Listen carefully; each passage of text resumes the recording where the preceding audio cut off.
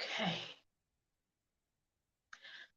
All right. So live. We are live now. We are just going to double check our sound to make sure that everything is okay. Pardon my voice. I'm under the weather, and cold, and so on, the flu and whatnot. So pardon me with that one. But this is a story I know from my thumbnail and title.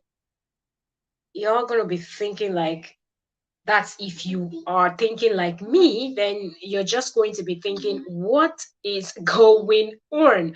But first of all, we are going to check the sound. Okay. Okay. All right. So we have. All right, so our sound is perfect. I'm so sorry, I'm at home, family, everybody's around. So you guys might be hearing some kind of sounds on the background. Sorry, my family is all around and going in and out from the room where I'm streaming from. Okay, so like I'm saying, from my title already, some of you might be saying, is this even possible? Is this even true that this happened, or this is just a YouTube story and YouTubers and their ways? Because for me, when I heard, I was like, what? First of all, shout out to Oyoyo's World. She's also a content creator. She's the first person that mentioned it, and I was like, "What are you talking? Are you even serious? EFCC arrested a YouTuber because he's making so much money." I was like, "No, that doesn't make sense." And she was like, "I saw Vicky talking about it." So shout out to you, Vicky's Corner. Also, Vicky's Corner is also a content creator. Also, so I rushed down to Vicky's channel to go watch the video, and thanks to you, Vicky's Corner, Vicky actually mentioned the name of the YouTuber, and she not only mentioned his name, but she also wrote it on her screen so you could see the name. And if you wanted to go check his channel out, and that's a good one. So kudos to you, Vicky's Corner, and kudos to you, Oyoyo's World. And that's how I heard about the story. So I started browsing the, through to see what's up. And I went after watching Vicky's Corner's video. I said, okay, because Vicky also inserted some of the guy's clips so you could hear from the horse's mouth, if you put it that way. So after watching those, I went to the guy's channel to go watch the full video. I think it's about 24 minutes or whatnot. We're going to play some here as we're streaming live. So first of all, I'm going to go over to the guy's channel right now, and I'm going to give you people his name. So please do subscribe to his channel. If you accidentally come across this my live stream or whatnot, if you're watching the replay or whatnot, please go check out his channel. Right now, I'm going to type his name. His name is Jude Bella. So I'm going to type his name out, and I'm also going to spell it. Okay, so if you're not okay, so his name is Jude Bella. That's Jude. Jude Bella, Bela. Okay, so that's the guy's name. We will click on his channel. I watched all the video about yesterday. Hold on, I think my son. Wait, before we go in, let me check my son. I watched all the video yesterday. I think my. Hold on, I think my son. Wait, before we go in, let me check my son. I watched all the video. Sorry, so sorry, so sorry.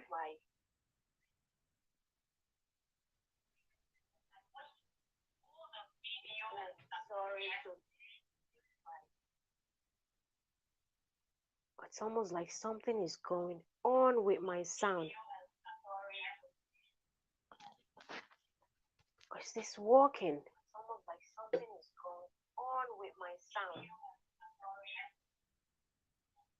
Anyways, I will just keep talking for a while and I will double check the sound one more time. But it seemed like, I don't know, I feel like something is going on with the sound.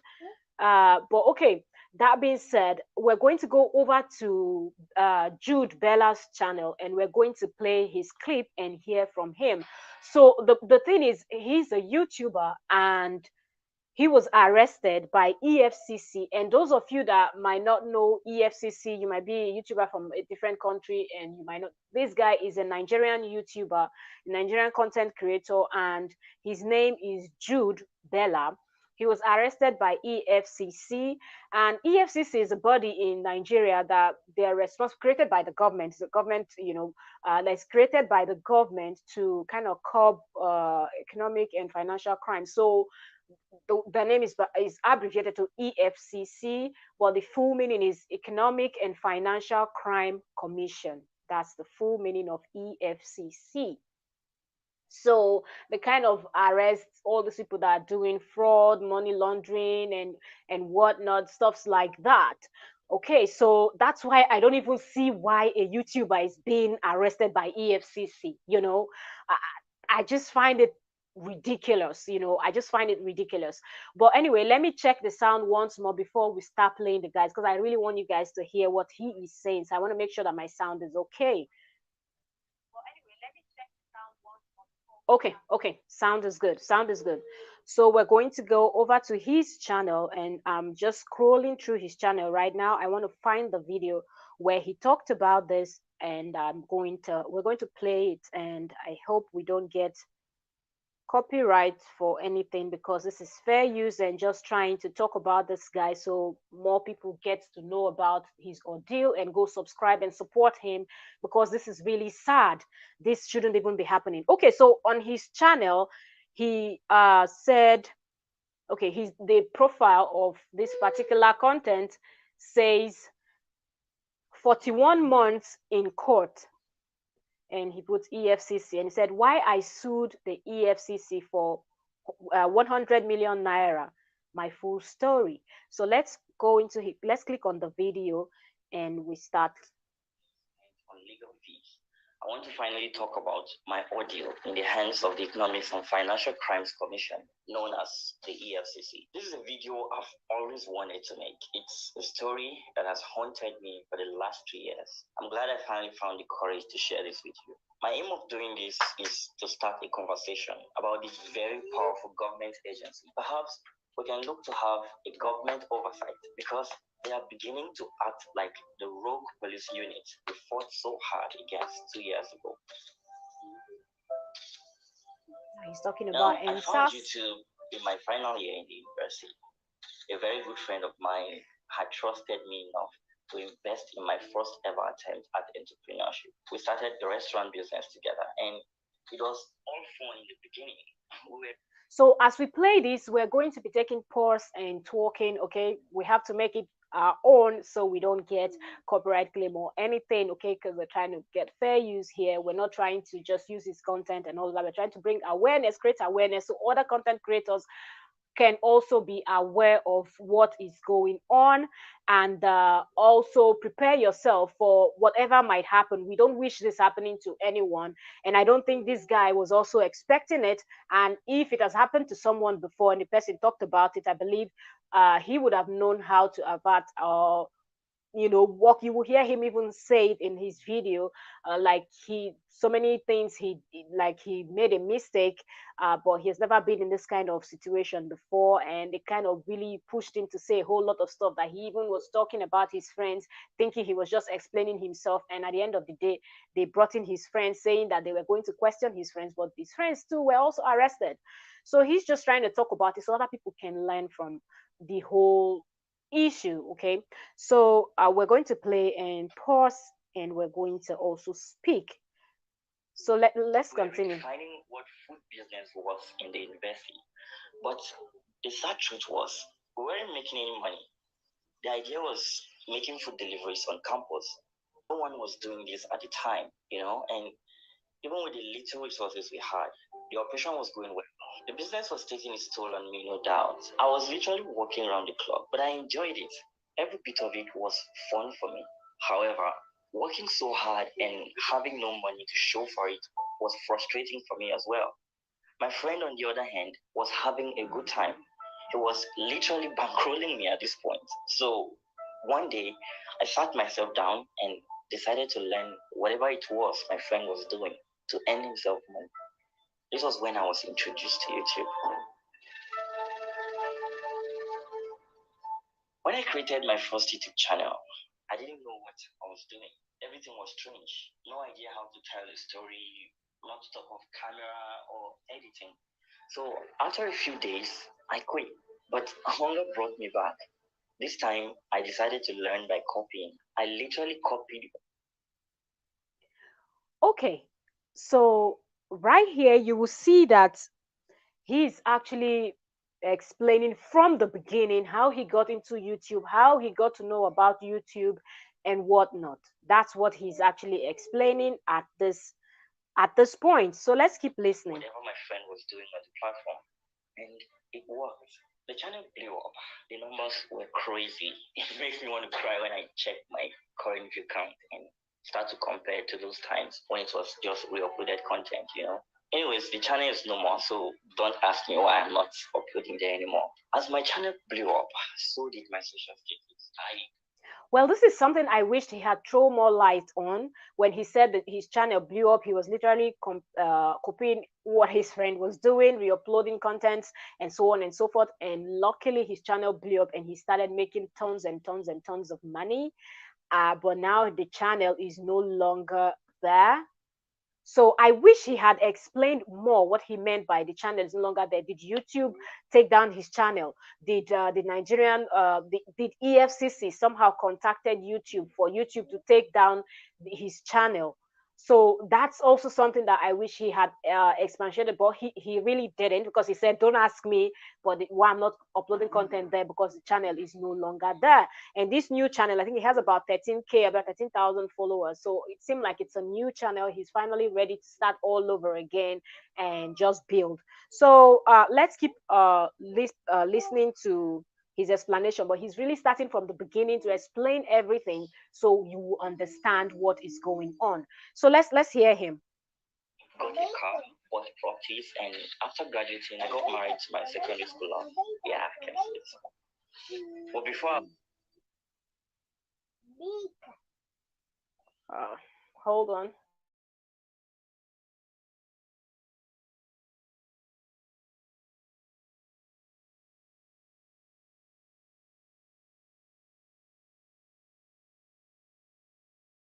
we started another business. This time, a supermarket. The business was doing well, and this was when I decided maybe it was time I invested in media.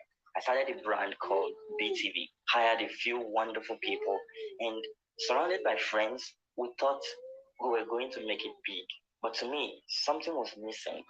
I wanted to create this buzz around what we were doing. So, after speaking with a few friends, I started a challenge called the 1 million naira challenge, where people would discuss and debate on a certain topic. I like people with great business idea. You get. He just didn't start YouTube and say, okay, I'm just going to pocket all my money. He really wanted to use the income. I believe when he saw that he was really making good amount of money from YouTube, what he never really expected. I think at that point, he just decided, I am going to build something with this. Okay, I'm not just going to keep it. I'm going to try to build something from this. And he decided to come up with this idea that he's going to explain to us now. So let's keep listening. We would select winner who will become 1 million naira richer. This to me was a way of giving back. I thought I was helping my community. I thought I was doing something great. Well, that's my story, or part of it. Well, what happened next unraveled my whole experience and threw me into a dungeon where I've stayed for over 3 years. Terrible. It was 8 a.m. on the 8th of March 2019. I had walked all through the night. You can imagine. He said that threw him into a dungeon, and he's been there for over 3 years. That's such a long time. So you can imagine the harm that EFCC caused. You can imagine the pain, and it's just unbelievable. Right now he's about to start with his story, but sorry guys that I still have to pause here and there and talk, because that's how YouTube is. You just cannot pull up somebody's content and not even tweak it a little bit to make it your own. That is a no-no for YouTube. So if you're not a content creator but you want to watch this and listen, and you feel like, why am I pausing the video and talking? That's the reason, because if I don't do that, I can get copyright claim, because it's someone else's content. So I'm reacting to it. So I really have to make it look as what it is, which is me reacting to this. So I have to also give my opinion, my take. So that's what I'm doing by pausing and talking also. So let's go. So getting up early wasn't in my plans that day. On my phone, It was 8 a.m. on the 8th of March 2019. Hold on. I had worked all through the night, so Okay. getting up early wasn't in my plans that day. But my phone had other ideas. When the phone rang that morning, I was angry I didn't put it off before going to bed. But when I saw the name of the caller, my eyes brightened up. It was from the bank. I was wondering what could be so important that they were calling me that early. Well, the message quickly changed my mood. Do you have a quarrel with anyone? The caller asked. I hesitantly said no, because I didn't know where this was going. Have you exchanged words with anyone recently? Please think carefully. Those were the words of the caller. So I asked, what was going on? And this was the moment I was informed that the EFCC has ordered all the banks to freeze my account and to arrest me should I visit any of the branches. I woke my wife, who was sleeping peacefully beside me, and I said to her, babe, there's trouble. I mean, we had just started construction on the property and a payment was. So at this point, you can hear him like, I don't think at this point he was able to even process what he was hearing. He didn't even know what was coming for him at this point when he was receiving this call and getting these strange questions from this particular person that was asking him if he has fought with anyone recently, if he had any issue with anyone recently, and so on and so forth. I really, really feel sorry for this guy. I really, really do feel sorry for him. Closed again, open and go. Due for the contractor. Now I can't access any of my accounts. I placed a call through to my lawyer and told him to expect me. And when I got to his office, narrated the whole information I had just received to him, he was angry and he asked me, what do you want to do? I told him I wanted to go to the office that same day and confront whoever gave that order to freeze my account. I wasn't going to run from a fight knowing I did nothing wrong. But he advised against it because that was on the weekend and he didn't want anything that would make me spend the night there. But I didn't listen. So I went home, printed all my payment slips from Google AdSense, got all my documents together, and I went to see another lawyer. But she too said the same thing. She wanted us to pay them a visit on Monday morning. So after a few consultations, I followed her counsel and we waited. It was the longest weekend of my entire life. My temperature rose, my blood pressure was rising as well. I questioned myself time and again. So many thoughts flashed through my mind. I remembered asking myself if it was possible to have committed a financial crime without knowing it. This was the beginning of my trauma. I can imagine the confusion. You're just trying to be a good citizen. You're just trying to just do the best, to do everything you do legally. And you are very sure that being a content creator, a YouTuber, is a legal way to earn money. But just because some people don't understand anything, they just do whatever they want to do. Hello, the Banigos. You're welcome, Banigos TV. I'm telling you, really poor guy. It is terrible. Let's keep listening. I couldn't wait till 8 a.m. on Monday morning.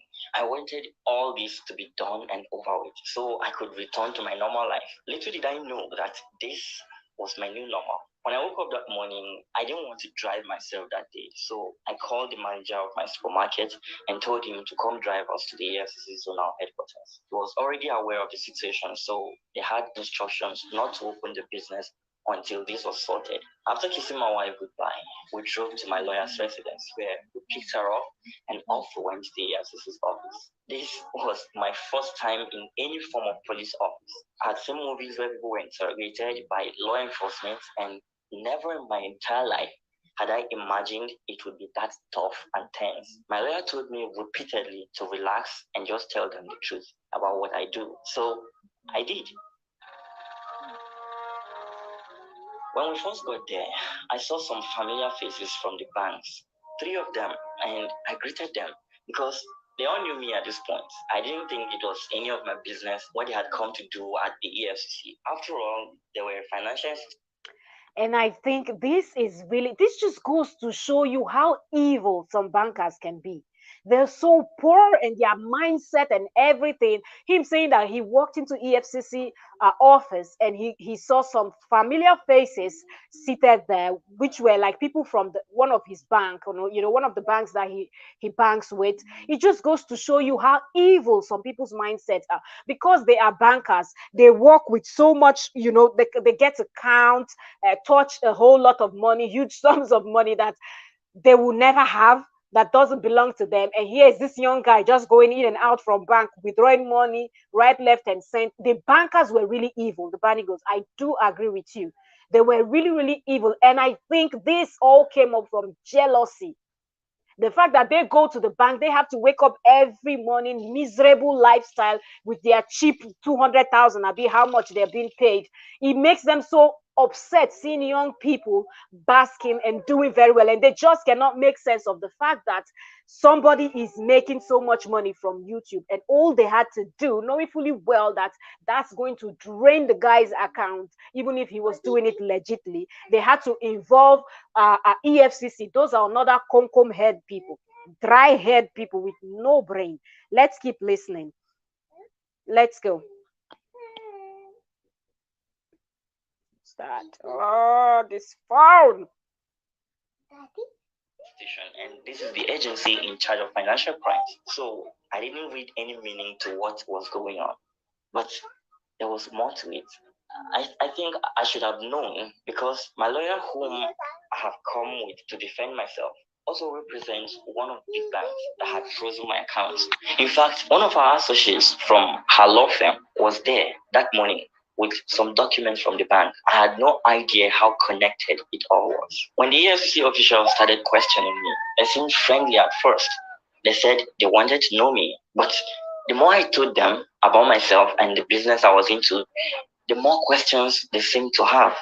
They were just never satisfied, and it was surprising to me. This was when it occurred to me that these guys were fishing for something. Thinking about it now, I regret telling them anything at all, because if they had something incriminating on me, they would have said so. We were there answering questions for over 5 hours. I got tired and I told them I wanted to go home. This was when they brought out a file and told me to write my statement, and that anything and everything I said could be used against me in court. So I said, whoa, what the hell is going on here? Am I being charged with some crimes? It was at this point the investigating officer said that they were investigating me for fraud and money laundering, and that I will have to cooperate with them so they can help me. He said they had obtained an order to remand me in prison, but before that, they would love to go search my house for more evidence. I was boiling inside. I was terrified. I had no words to say. At this moment, he brought out the documents that my banks had submitted to them that morning. It was at this moment it made sense to me.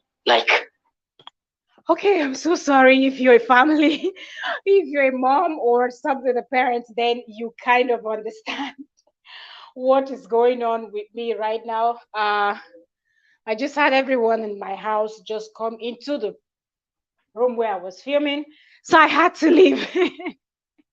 I had to leave. So let's keep listening. Can you just imagine? The more you listen to this guy talk, the more upset you get. Seriously, let's keep listening.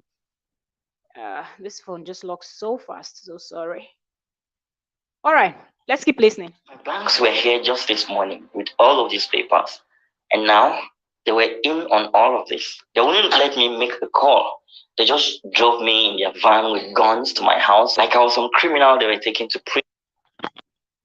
Exactly my thoughts too, the Banigos. Exactly my thoughts. Let's go search the house. Like seriously? If that's why I said this whole thing, it is clear, it is glary that this was just pure jealousy. This was just pure jealousy. Nothing else.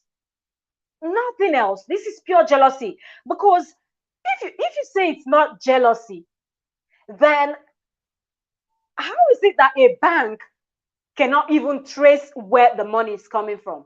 If something is shady, the first people to know is the banks. So when they notice that a lot of money is coming into the guy's account, what they should have done is try to trace. And if you are a YouTuber, you know that when they're paying the money in, it says from where the money is coming from. The name shows there that it's Google. You understand?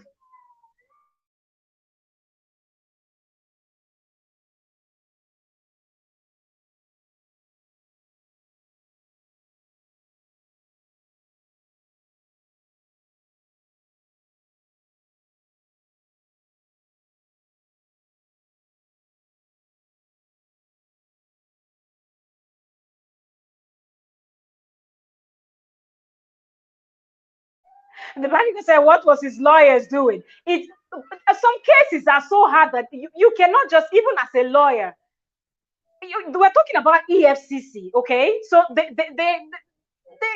till the presidency, they can make one straight call. So even lawyers, you have to work so hard to prove that your this client is not guilty. So let's keep listening. Prison. While in my house, I insisted on searching their pockets before letting them in. I told them I didn't trust them and I believed they were trying to frame me. So they agreed. After searching them, they turned everything upside down. Went through my wife's undies. It was embarrassing and humiliating. My neighbors stared at me like a criminal who had been busted at last. My lawyer couldn't stop any of that. She was shocked as the EFCC kept insisting that they were acting within their rights. After taking my documents and other properties, including my MacBook, my email password, and logins for my YouTube channels, we returned to the EFCC's office where I was detained and locked up in their cell.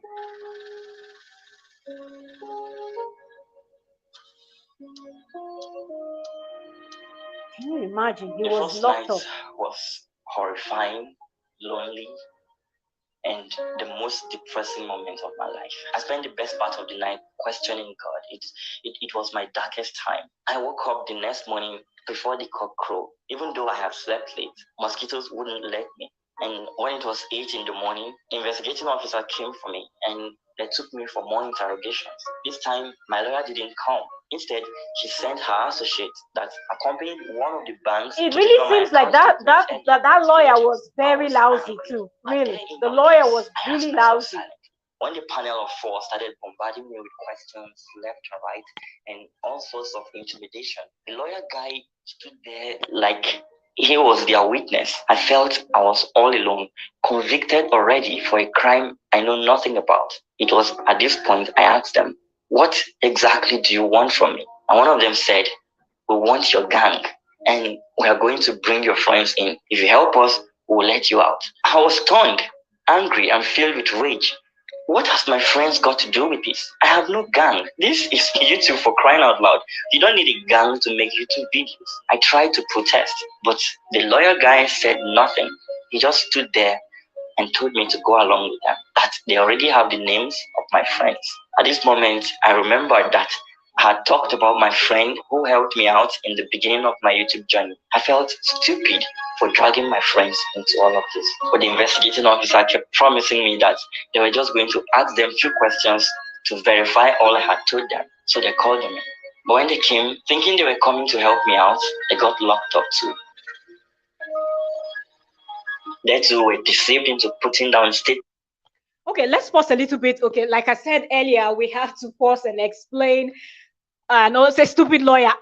That's just the charge and bail lawyer. The body goes, that is just a charge and bail. Like that's. Did that lawyer even go to any law school? Like seriously, did he or her? Okay, it was a her, and then the associate I get was a he because the way he said it. I'm just thinking, did that person go to any law school? It's such a shame. Like, what is going on? Because if he had a good lawyer, I don't even think things would have gotten to where it got, and he would have lost so much. I know it's EFCC we're talking about, and they're so corrupt, they're so dirty in there, but a good lawyer knows the Constitution, knows the guy's rights, and would immediately tell them, this is against my client's rights. But he just stood there. It is terrible. Just... This is just unbelievable. This is just unbelievable. Let's keep listening. Let's keep listening. With no lawyer on our side to help us out. When I saw what was going on, I called for my dad to come as soon as he could. We started fighting for bail, but every attempt was knocked back. The zonal head told the investigating officer and my lawyer that he was ready to teach me a lesson. For what? I don't know till this day. On the third day, my first lawyer, who had advised me against going to the EFCC's office in the first place, he came to see me. I narrated everything to him, and he told me I was being manipulated and that these guys are up to something. This was when we decided not to engage in any further conversation or answer any of your questions. I played along with the lawyer who was working with the bank. This time, you can imagine. I think that's where this where Jude, because I'm going to say his name because people that come across so they can find his channel easily, subscribe and support him, because the guy has really been through a lot for something that he's not guilty of.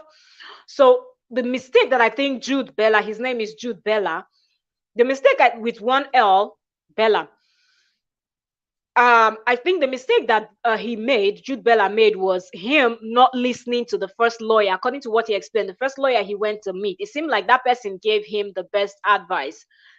But then I think the second lawyer was just a very poor, stranded charge and bail lawyer that just wanted to make money for herself. That's why she rushed in to take the case and didn't even bother advising her client.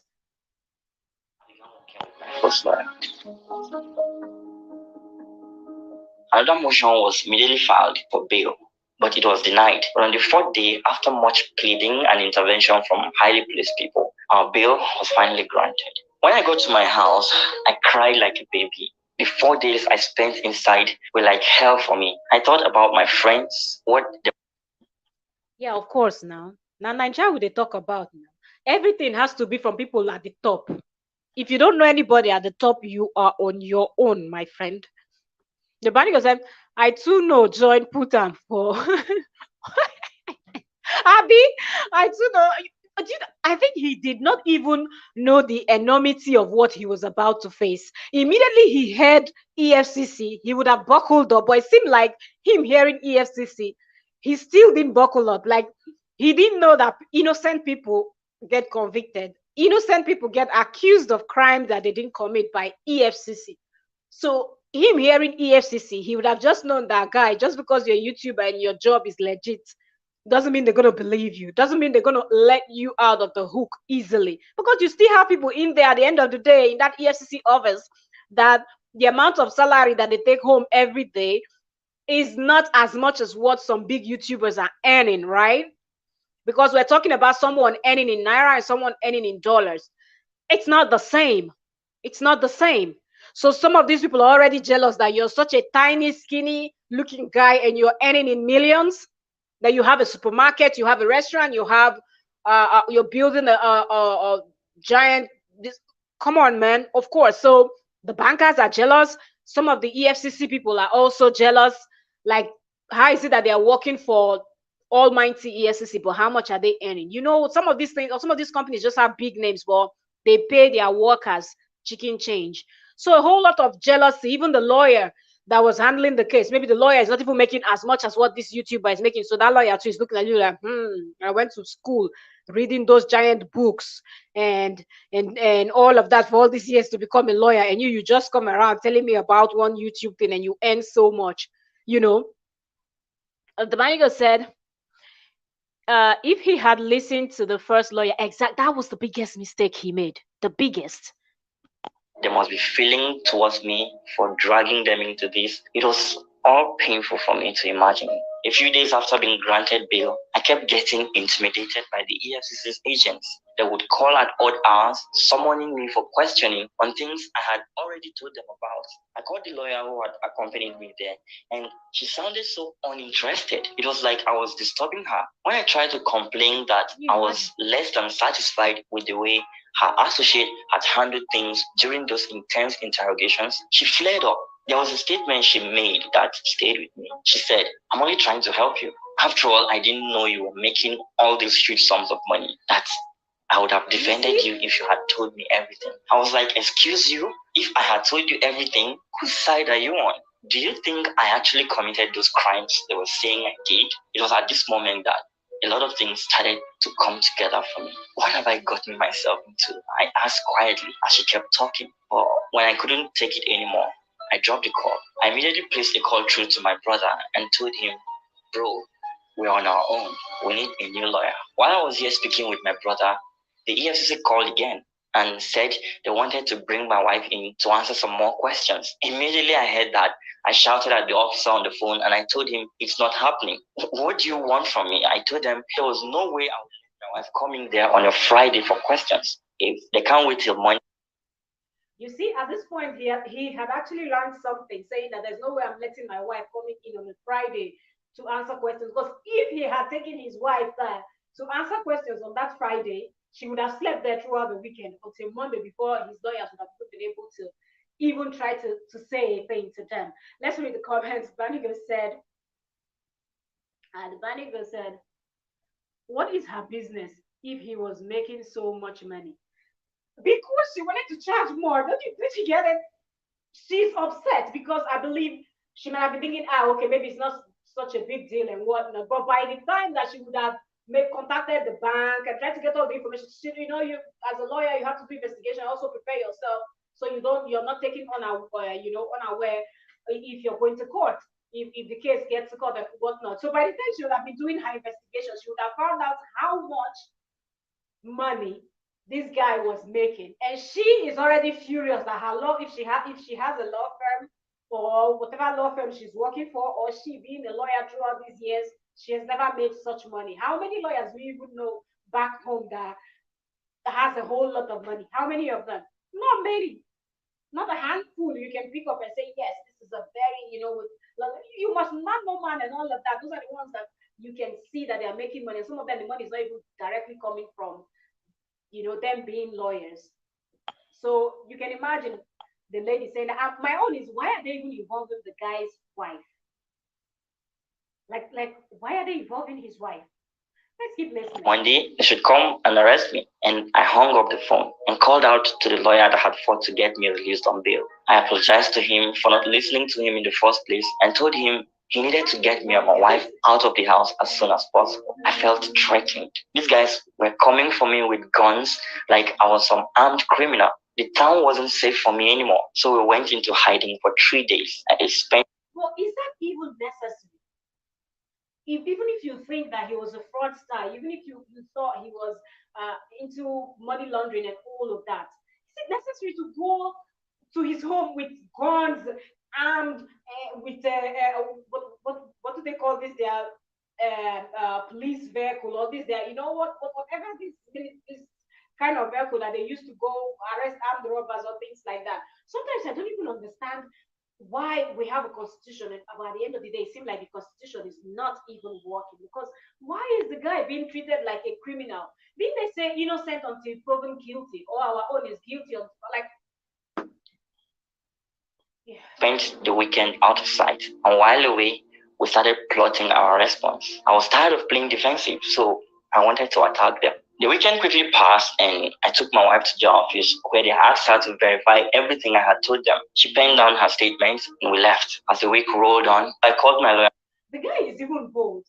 If it's some people, they will just mellow down, like they will just mellow and do whatever EFCC is requesting. And shame on those banks that he's working with. I hope he never works with them again. If it was me, I'm going to put their name out. I'm going to say their name. If they're going to lose a lot of customers, because this can actually happen to some other YouTuber, If another YouTuber's channel will blow up and start making a lot of millions, that the same stupid bank can do the same thing that they did to this guy, to this YouTuber.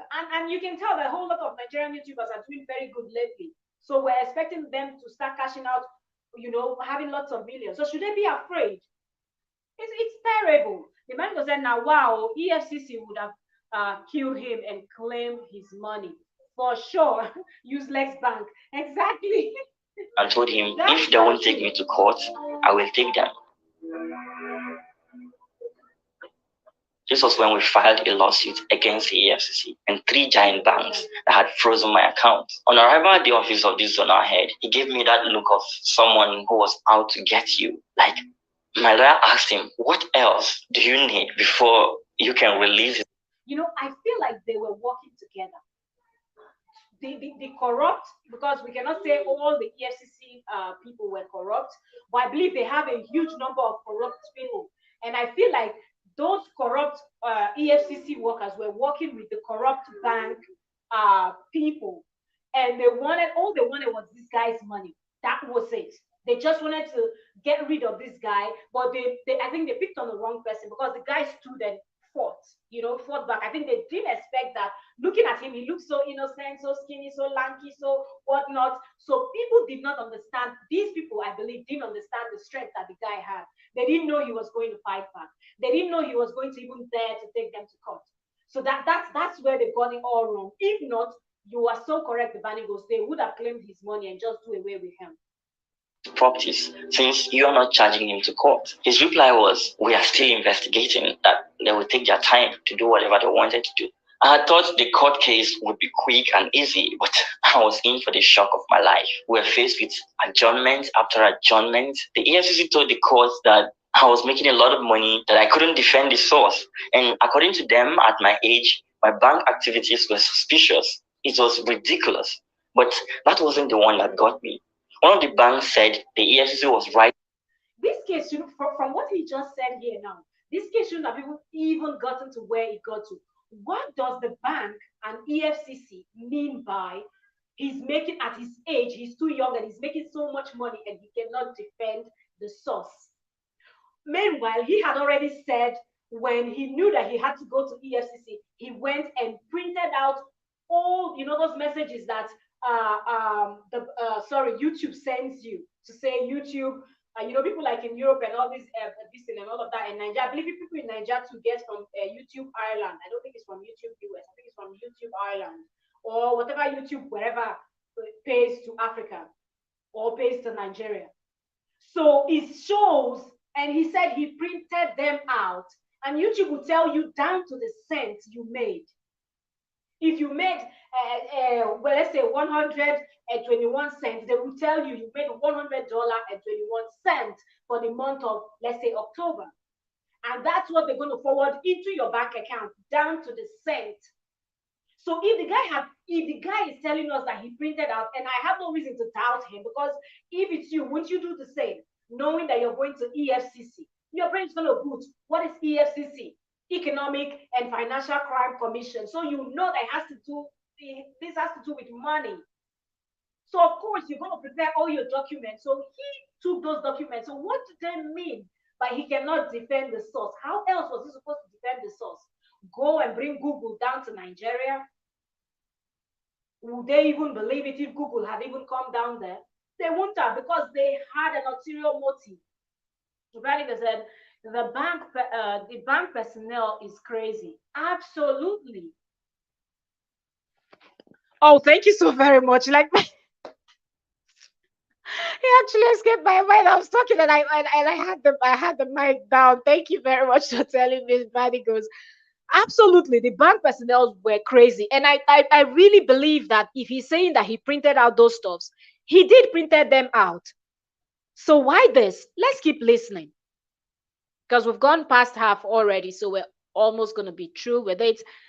So let's go. It's 24 minutes in total, 24 minutes 11 seconds.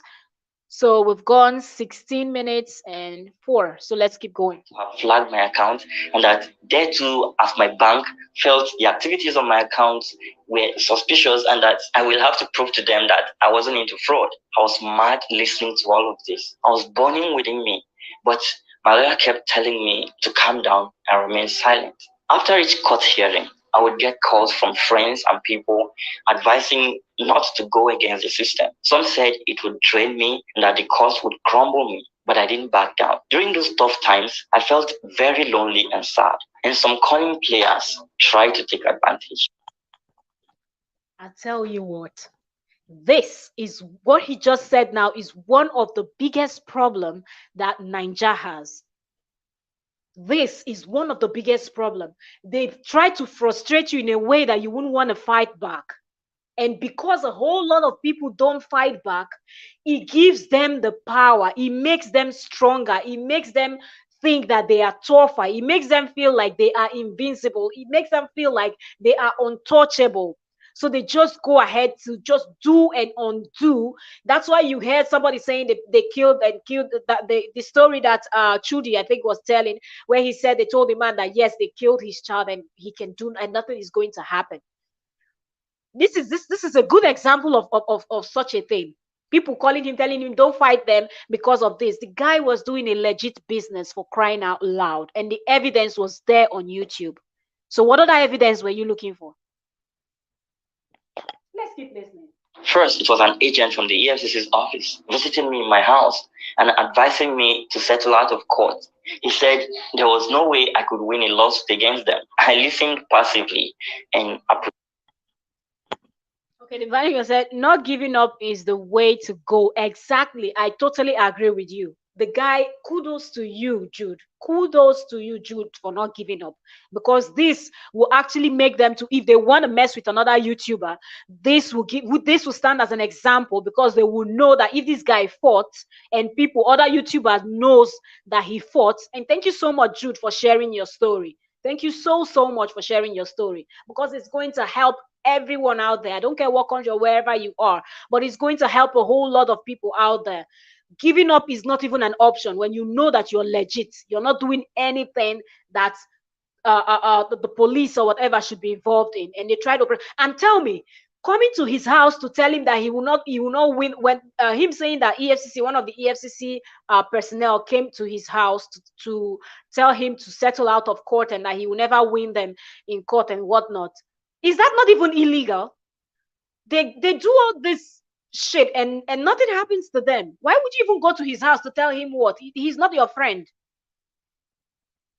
And you're somebody working on his case, so you shouldn't even be giving him this unofficial visit. Because what are we going to call that? That was an unofficial visit. That was not an official visit. Let's keep listening. Appreciated his concern, but the next one to come shocked me. I was approached by a so-called pastor who said he had people higher up there that would talk with the zonal head and force his hands. According to this man, all I had to do was tip the men something from my funds that were held up and that they would jump into action for me. So I asked him if he was advising me. Hold on. I hope you people heard this one. He was approached by even a pastor. You see how they want to try to, when they've seen, I believe at this point that he's been approached by a pastor, somebody from that EFCC office, because the bank and EFCC is working together. Okay, don't forget that. The bank and EFCC is working together. They are best of friends at this point. You're welcome, Oyoyo's World. Thank you so very much for joining. Thank you. The bank and EFCC is working hand in hand. So I think at this point that they saw that the guy was not backing down, the guy was ready to fight, they decided they are going to try to get one of their personnel to go, which is somebody working with EFCC, to go to his house to try to convince him to drop the case, settle out of court. Because they know that what they were doing is illegal. They knew it. The evidence was there. But they just wanted to rip the guy off, take his money, the bank people, and EFCC. But they saw that the guy was no fool. The guy was willing to fight. But when they did all of that and the guy did not succumb, the guy did not listen, they decided to go to the other way, to brainwash, because a lot of our people are brainwashed. So they know that when they involve a pastor, some people might not even listen to their fathers and their mothers. They will not listen to elders in the community. But once you mention a pastor, whatever a pastor says, yes, sir. Yes, ma. Even they will never ever try to analyze it, try to even say, okay, let me sleep over the what pastor you said. Okay, I will give you my everything is yes, sir, pastor ma, pastor sir, pastor ma, pastor sir. So they wanted to use a pastor to try to get him to settle out, and it is a big shame that that pastor will even advise him to try to bribe these people. Are you not even trying to make the country worse? If this guy, he's telling you he's innocent, he has all the evidence that the money he made came from YouTube, and you as a pastor, you're telling him to bribe? This is ridiculous. Let's read some comment and let's go back and listen to his explanation and his response to the pastor. Okay. Okay, so utterly who EFCC, okay, what EFCC wanted to rip him up. Hey, that's just what it is. Even the bank goes, you're even saying EFCC. Me, I'm saying those guys, or I don't know if they were guys or women, but those people from the bank that reported him first, because EFCC didn't know what was happening in his bank. So those people from his bank that reported him first, and thank you. I'm so glad that Oyoyo is in here, and Oyoyo also worked as a banker. Yes, his name, I mentioned it in the beginning and in the middle. I will keep mentioning his name is Jude Bella. That's Jude and Bella. Jude Bella. That's the guy's name. So, and I'm glad that Oyoyo, you're here. Oyoyo, please, I want to ask you this question. If you're working in the bank and money is being paid into people's account, is there no way banks can really trace and find where money is coming from, except those fraud, those kind of what do they call them, off something, what is it called, off something kind of banking, the one that you cannot trace? Because I know they have the normal banking, and then they have those ones that don't want to pay taxes and all. Yes, Jude Bella. Yes, the Banigos, that's his name. So I want to ask, is there no way that they would have been able to trace, as Oyoyo's World is here, you guys, I mentioned her in the beginning because like she and Vicky's Corner, it's from them that I got to know about the story. Okay, Oyoyo mentioned it, then said she saw it on Vicky's channel, and I went to Vicky's channel to go watch it.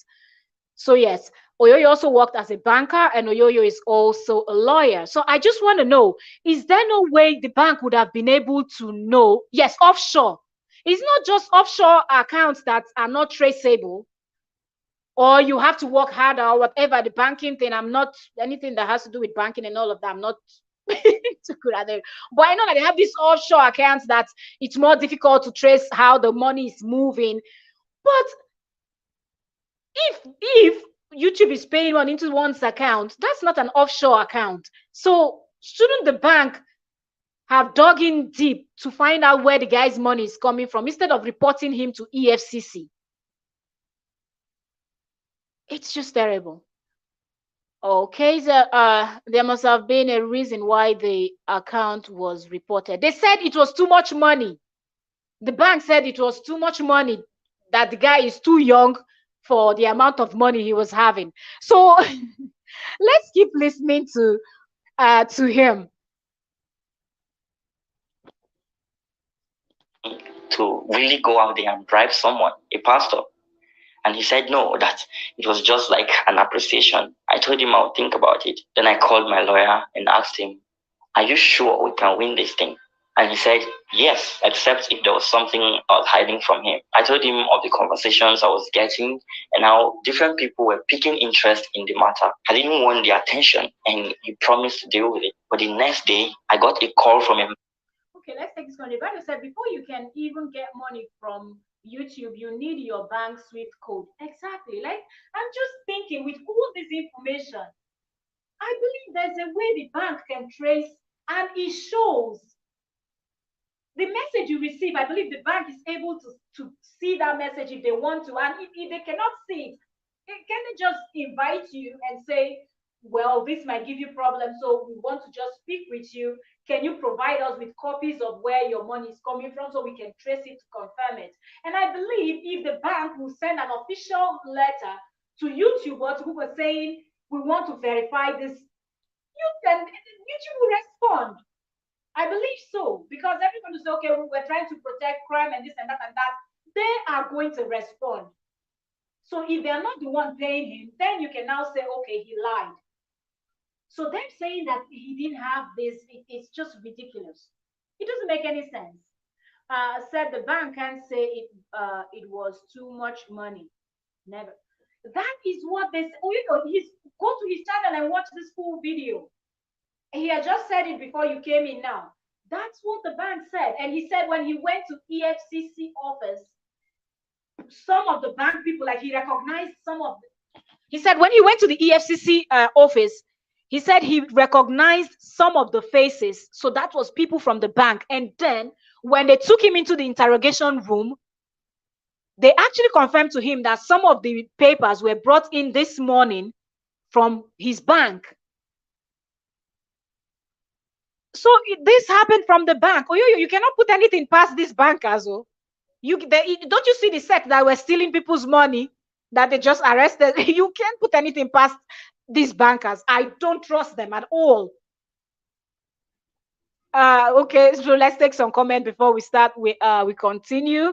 Yeah, okay, so before you get back, it was too much money. Yes, okay, that's what they said. Yes, somebody goes, yes, that's what I say. He's making too much money, that he's too young and he's making too much money, and that he cannot say where, like, he cannot defend the amount of money that was coming in. And the guy admitted that he was making a lot of money. He opened a supermarket, he had another business, and then he was building houses. So that means the guy was always receiving millions upon millions. But he has said his YouTube channel blew up, you know.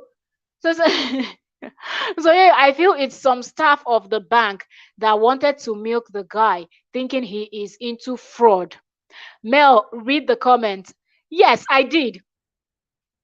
Yeah, that's what they said. Yeah, that he is making too much money. Yes, it is just something else. It is absolutely something else. Let's go ahead. A man who claimed he was working at the EFCC's headquarters in Abuja and that they have heard about my case. He claimed he was one of those guys tasked with going through my laptop that was seized. So I asked him what he wanted and why he was calling me. He said they wanted to negotiate with me what I would offer them to get my accounts released and my properties returned. I listened carefully as he continued to ramble on about what they could do to end the matter. The amount they were demanding was $5,000. I laughed and I asked him if he was aware that I already filed a lawsuit and that the case was in a federal high court. He said we could take care of that if we agree on it. Did you hear that? Oh yeah, did you hear it for yourself? Did you hear it? Yes, I will. Where is it? Let me read the comments, then I'll drop the link. Okay, so said, okay, the Banigo said, read comments. Yes, say, remember, this is a foreign transaction, but a foreign transaction with enough info, like enough information saying it's coming from Google. And they took his laptop too. Did they see anything suspicious? Why was the guy from high up Abuja contacting him and telling him to pay, he should pay $5,000 so they can flush, they can get rid of the case and get everything, because they knew what they were doing. Mel, do you understand the bank manager might not even be aware, just some cashier in the bank? The bank goes, I refuse to believe that, though, because you know how they treat our people now. Once you're banking and you have a whole lot of money, they respect you when you come into the bank. When you see those people that are bringing in enough money and withdrawing enough, and they respect them. So even the manager doesn't mind attending to you if your account is smiling. So I refuse to believe that the manager of that bank didn't know. And even if the manager of the bank didn't know at the beginning, when the case got to yeah, I'm going to play the video. I'm going to play the video now. When the case got to EFCC, the manager would have known. Let's keep listening. I'll drop the link now. Of his ass, and that I would never give them a dime if that is what they are after. I discussed this call with my lawyer, and I called the so-called pastor to make sure he wasn't trying to defraud me. We exchanged words, and I told him to stay far away from me and my case. On my way to court for another hearing on the following day, I got another call, this time from a former chairman of one of the local government areas in the state. He said he was just returning from Abuja and that my case was mentioned to him when he was at the EFCC's headquarters. He wanted to meet me and discuss what could be done. I told him the case was already in court and that whatever he has to say should be discussed with my lawyer. If it will not help us win in the court, I'm just not interested. My lawyer repeated the same to him, and he said, okay, but I should think about his offer. After 3 months of back and forth in the court, the judge was ready to deliver her judgment. It was a fundamental human rights violation case, and the judge sided with me, saying the EFCC had no right to freeze my accounts without a court order. And everything they had said in their defense showed no judge in his right mind would have granted them such an order when there was no evidence to suggest a crime. That is a judge that went to school to study law. Not the nonsense people that go to school to go party and they say they go to study law. That was a judge that had a brain. You froze his account. You went with guns to scatter his house. As what? Let's keep listening. You're welcome, Oyoyo. I'm really fired up today. Was being committed. Other than the fact that I was too young to have money and my transactions were too much for someone of my age, they had nothing incriminating on me. So she ordered them to release all my properties and also awarded me some damages. I felt good. I was very happy. At least after 3 brutal months of waiting and fighting, I had gotten justice at last. But the wait was just beginning. Rumors started to fly around that I won a 100 million naira lawsuit against the EFCC and 2 giant banks. In fact, someone called me and asked for his share. No kidding. 2 banks? 2 banks is making the same mistake? I refuse to believe that. No, I'm lost. Disbursed to my account immediately, and what was my plan to invest it? I didn't say a word. I gently hung up the call and told my wife, babe, we are leaving this town. I was afraid someone would break into my house because of your rumor. I wasn't given any 100 million naira, and I wondered where the story was coming from. I spoke to a few friends, and we started planning for my relocation. The legal fees were huge, but considering the relationship I had with the lawyer, it was very fair. Sorry, I can't mention the sum. The banks called me to apologize. They insisted they were working on orders from the EFCC and only did what they had to do to protect themselves. After releasing my accounts, they pleaded if we could negotiate on what they should pay from the damages. I refused and told them to speak with my lawyer. The whole experience had taught me that every business relationship is just what it is, a business relationship, and you should always go with your lawyer. But when everything was beginning to fall in place, I got a call that I was being summoned to appear before the appeal court. The judgment given by the Federal High Court was being disputed by all parties involved. I was frustrated at this point. The money has not even been paid, and now I will have to spend another money to defend the judgment I just got. I started to ask myself if the whole court idea was worth it in the first place. When the appeal court hearing started, my wife had just had a baby, and added to the cost of relocating and settling down in our new place, I was drained. While I was inside, my only remaining YouTube channel was taken down. My business wasn't doing well either. So while the case was over, at least the first one was, and I got my properties released, I was beginning to dance to a different music. This time, the financial implications of my decision to fight a corrupt system. The appeal court dragged out the case from 2019 up until July of 2022. The many filings also meant the bills were piling. When the appeal court justices finally gave their judgment, they upheld the decision of the High Court, but they decided to slash the awarded sum by 75%. And you tell me that this is not planned, slashed by 75%. Anyways, we have just few minutes left already. The total video is 24 minutes 11 seconds, and this is 22 minutes 20 seconds. Let's finish listening this, and we are going to dissect it. Oyoyo is up here in the panel. Oyoyo was once a banker, and she is also a lawyer. Okay, so we're going to be talking about legal aspect and all of that, and from the bank aspect. Okay, she's going to explain to us her own part and what she thought went wrong. This wouldn't even cover half the cost I had incurred for pursuing this case this far. I wept silently. Yes, I was getting judgment. Yes, I was happy this case was finally coming to an end. And yes, I was glad I would finally have closure and find some peace. But how do I pay my bills? This story is very important to me, not because I won the war, but because I lost a lot during the battles. I lost my business. It closed down as there was no funds to keep up with competition. I lost my peace. I woke up every day thinking someone was watching me and waiting to pounce on me. I lost some friendships, all because the case was taking its toll on me.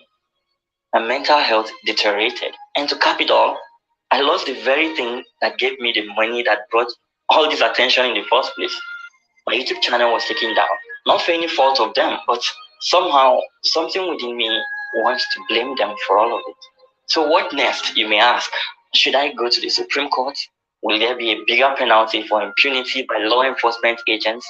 Did I even get justice? Did I really get justice? Because the agents that did these things to me are still out there. So if you're asking whether or not I am relieved, I honestly don't know the answer to that question. And I really do hope that this doesn't get to happen to anyone else. That's the end of my story, at least for now. Thanks for watching.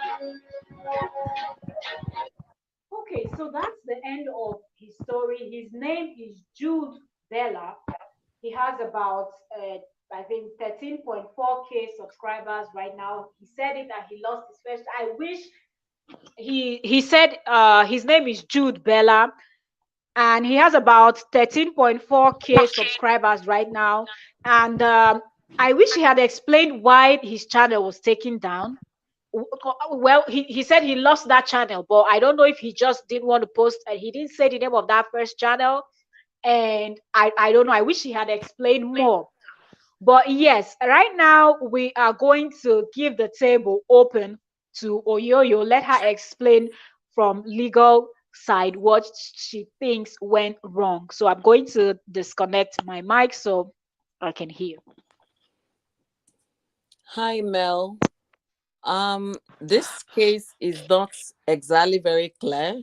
I'm gonna say that because he kind of summarized what happened in 4 years into a short video, so we can't be able to know the in-depth of the story unless if we followed other videos he has made in the past relating this topic.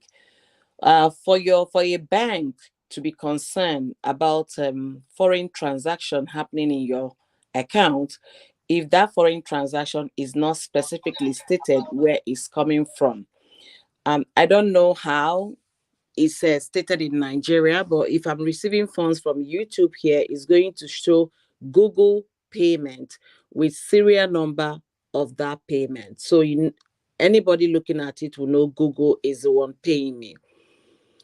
Because Nigeria is what it is and Yahoo Boys is what it is, so the bank is always on the alert over foreign deposits coming from US. Even remittance, Western Union, MoneyGram, they are on alert about any foreign transaction coming from the US to Nigeria or coming from anywhere to Nigeria, the country Nigeria. And because that is the issue, the bank fund transfer unit will notify the branch where this account is domiciled, ask the bank manager to inquire what is going on in this account. It doesn't come from the branch level. They have no right whatsoever over that. It comes from the head office. So once that alert is placed on the account, the next thing is for the bank to call the customer, ask You're questions. welcome, Beningo. Hi, Beningo, welcome. Go ahead, Oyoyo. Ask questions. Thank and you. all of that. But I came in the middle of you playing this video, so I didn't get to hear most of the things the guy already said.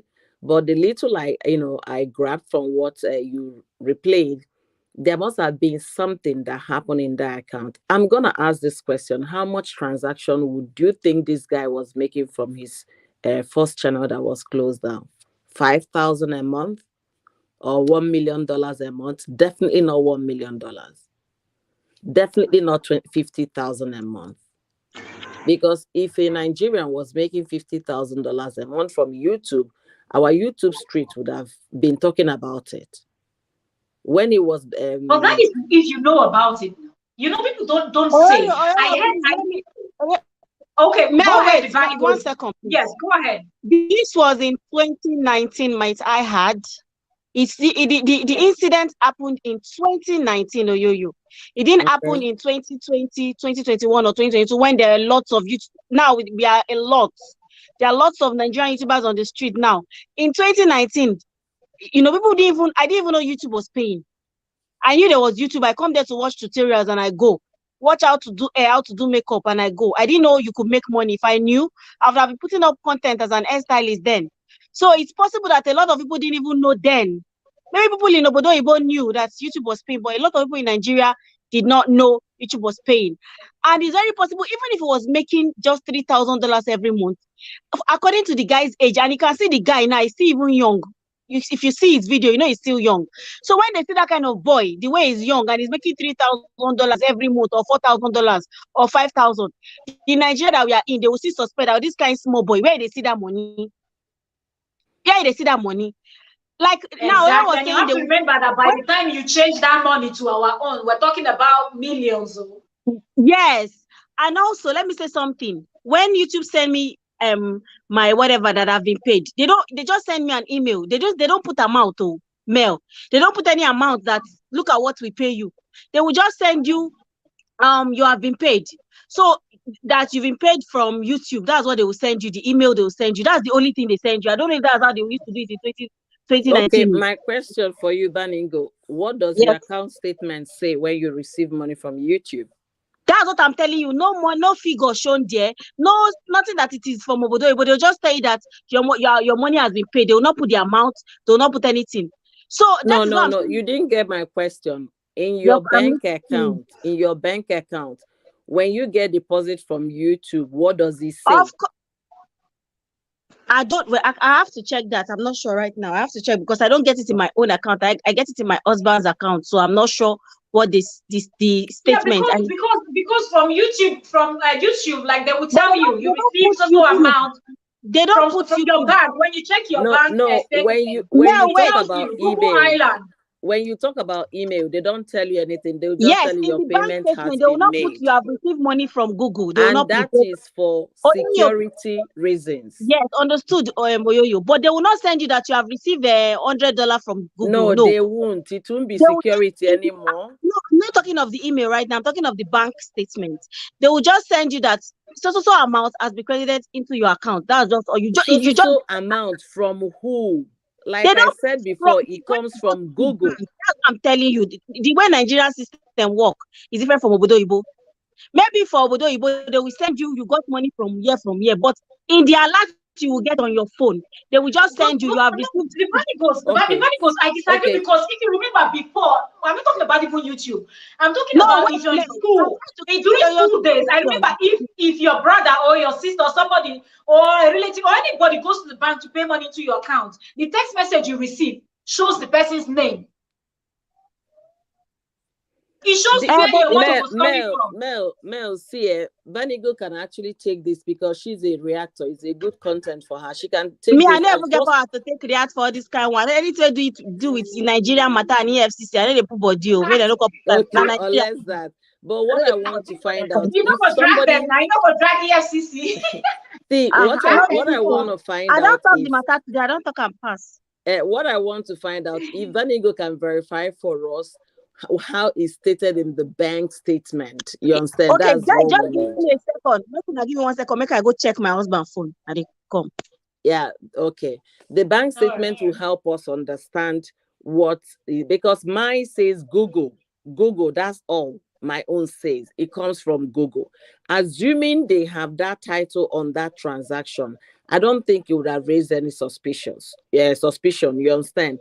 But if there is no title saying where the money is coming from, anything going to Nigeria, foreign currency, is on a watch. Anybody should quote my word. I sent money to a friend in Cameroon. Do you know I had to call that money back here? I had to take it back because she gave me... Yes, she gave me 3 names or whatever. By the time I finished writing, MoneyGram said no, that the name, they told her she went to collect money. It didn't fly. Then again, I asked her, okay, let me change it. I made some changes on the name, asking her which one is your first name, which one is the last name, first name, second name, and then your last name. I went and rechecked that. At the end of the day, MoneyGram, I had to speak with MoneyGram. MoneyGram said, who is this person I'm sending money to? I'm not talking about sending $1,000. I'm talking about sending $100 to somebody. $100, Mel. MoneyGram asked me, who is this person? What relationship do I have with this person? You have to answer those questions because of the Yahoo boys. They've placed Nigeria on a watch list. I need us to understand that. So if these statements going Oh, every month, I do agree, but should we all pay for the crime of few? that's what I'm trying to like understand what happened, why they even started the thing in the very first place. I'm gonna give an example again. The first year I came here, okay, the first year I came to the US, remember, I left the bank, I moved straight to the US, I started school. Then somebody wanted to buy a tractor from US. My Nigerian account was still very much active, domiciliary and dollar account. And I can give instruction through email or letter to my colleagues in the bank. I need this money to be moved to the US. You understand? Then I moved, you know what, to buy Caterpillar is not 10,000 transaction, it's big money. So they were putting the money in my dollar account in Nigeria. I was sending it to the US. I was already in the US for those Caterpillars, and they bought 2 Caterpillars. So you can understand. I had to get a call from Nigeria, from my branch manager. Why am I taking all the money in the account? Do you get what I'm saying? Because it's a domiciliary account. This one is moving out. So you can imagine, I had to like explain myself. I was a colleague. I had to explain myself that this is for a particular transaction. You can see they are making you can check out the documents and everything. I had to send what that money was for. And that was the end of discussion. You understand? I sent the purchaser here I'm buying from, and all the deposit and the receipt of payment. I forwarded it to the branch manager, and then she had to send it to to people in the head office that handles the forex and foreign transaction, and that was how it ended. So I don't know the origin of this guy's So I'm problem. back, Oyoyo and Mel. So Okay, with the what I checked, it showed Google. thank you, It showed Google. thank But you. hold on. The guy said it that Exactly even my when point. Mel, wait, They the guy said didn't it have that excuse, I Mel, beg. your body hot, for invite you there. But you know, said the guy said it that even when he printed everything and showed them, the EFCC people was not, they refused to believe until the judge saw it and went through everything. The judge now believed. The EFCC people refused to believe.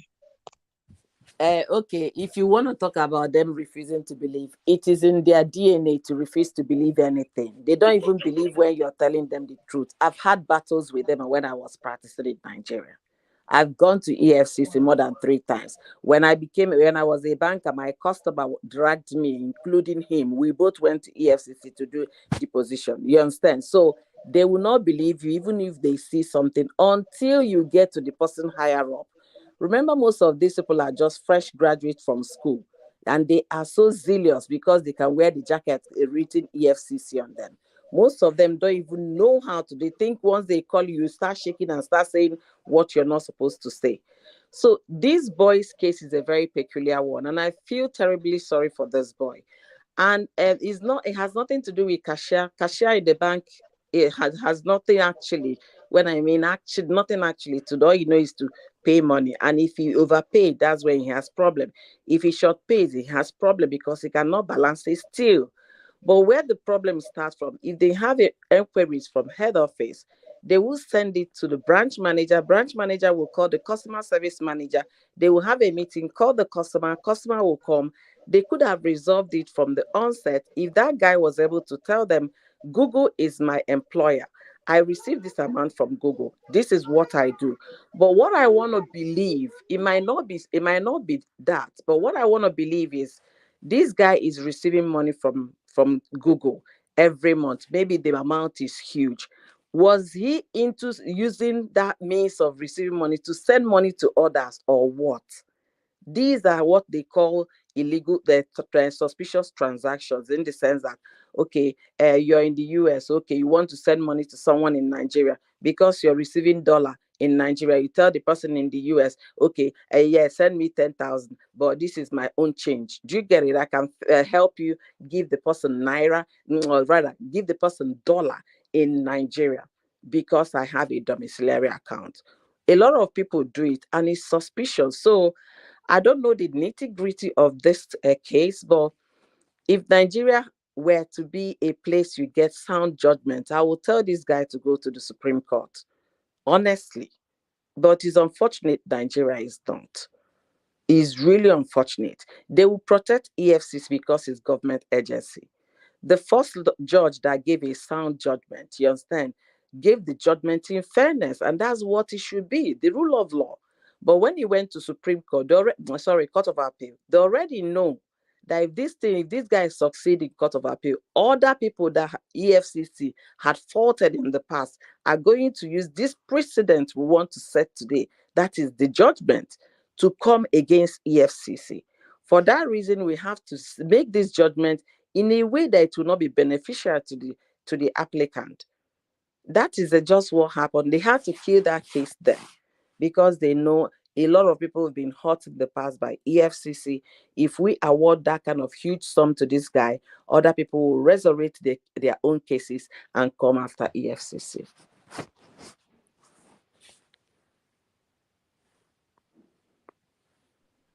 Oyoyo, what you just said is the truth. The government will always defend EFCC, even when EFCC is wrong.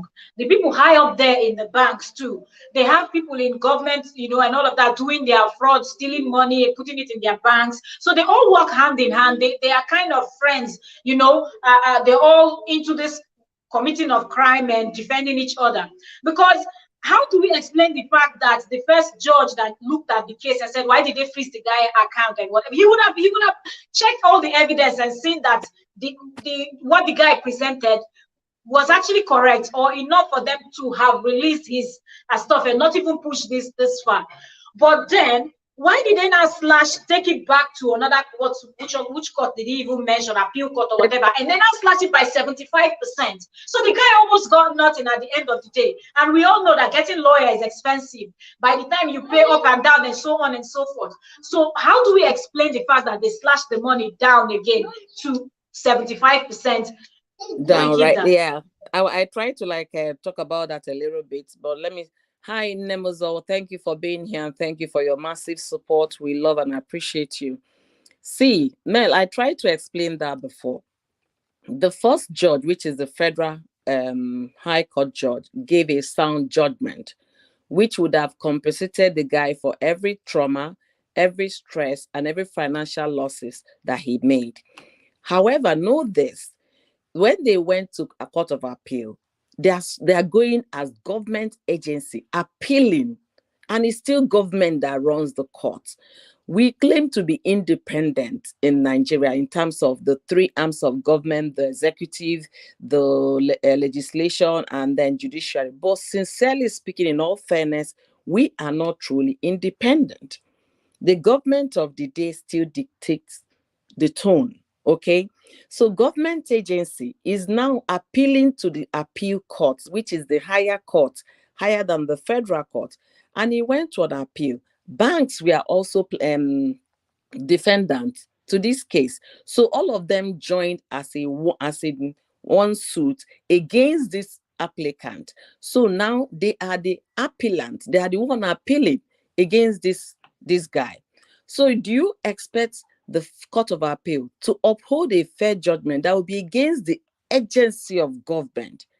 And we all know the fact that EFCC, they've stepped on many toes. A lot of people had been suing them.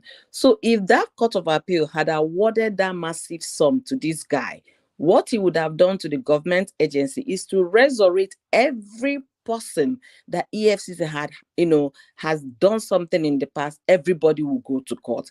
That is one. Secondly, the people sitting in the Court of Appeal, you understand, are they the ones that dance to the tune of the government, or are they the ones that are fair judges?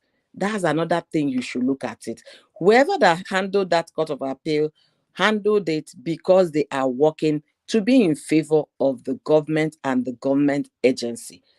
That's just the way I'm gonna look at it.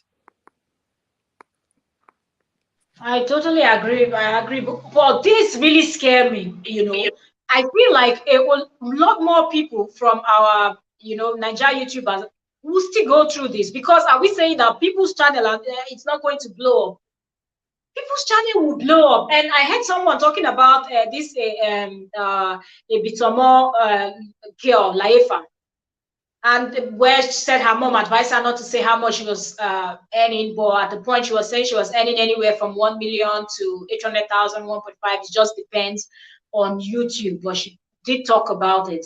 Okay, that might not be the exact amount, but so at some point, should somebody like the Laifa be worried that she's going to face similar issues? No, nobody should be worried. See, the bank, I believe they are doing due diligence. I'm not here speaking in their favor, but they still need to do diligence. I told you how I tried to send somebody, a friend, money here, and they asked me all kinds of nonsense questions. Why am I sending? What is the relationship?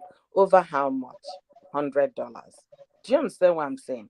It's Yeah. because of what it is. A lot of people have been defrauded from the US, so they need to know the source of the income. Like the depending to verify, it comes as Google Inc. payment every monthly, right? The thing I'm trying to say here is either because the guy received money in dollars, you know, maybe he's doing business with his account. I don't know. I can't verify that. Maybe other people are giving him money so that he can give to their people in Nigeria in dollars. It's difficult for most people to have dollar account. So maybe because he has dollar account and he knows people overseas. And then yes, there is this guy I know. I used to use him. If you pay him money to him, he will give your people back home in dollars so that they can get more money from black market. And then referral kind of thing. One will tell another person that you only have to pay Yeah. him so amount his own commission. I Commission, don't know yes. if that's the case with this guy because no matter how much he's making, you can't compare it to how much the likes of $10 them are receiving overseas. Obi Kubanas and Obi But Kubana. those ones have government officials. They have bankers. They're holding the bankers and the government officials like this. You know what I mean? Because they've really made a whole lot of money. So at this point, they are being respected. So certain things that these set of people you just mentioned would do will be overlooked. I know. Banigo said he is a young man. Remember in 2019, nobody works whether you're a young man. So far, you're an adult, you can open a bank account. But like I said, people don't even know where the country Nigeria has, headed or what is happening. They have a lot of watchdogs on this country because of one fraud. Fraud is the highest thing they know our people with. When it comes to defrauding a Yibo woman, you love her, you want to marry her, they'll be sending money. To the Yahoo boys, my father is the prince of oil land. They'll be sending money. So a lot of people are watching us. Do you know how many people are defrauded people there? Oh, I'm from Bayelsa, we have oil well. Just bring your money. A lot has happened. And that's why the banks, anything foreign transaction, dollar, it has serious watch eye on it. So I don't know the kind of transaction going on in this guy's account. Google only pay once a month. If Google pays once a month, let's assume he receiving triple payments every month from overseas. It will call for question. You understand? The way I am now, let's say I know Baningo has a domiciliary account, right? I will call Baningo, please, I need you to send this money to this person. Can I send to your own domiciliary account? Baningo will say yes, right? Then it will now say, you say it's for, are we giving a commission of 1% or 10% of whatever I send? Then my friend here will say, I need somebody to send dollar. I don't want this Naira exchange.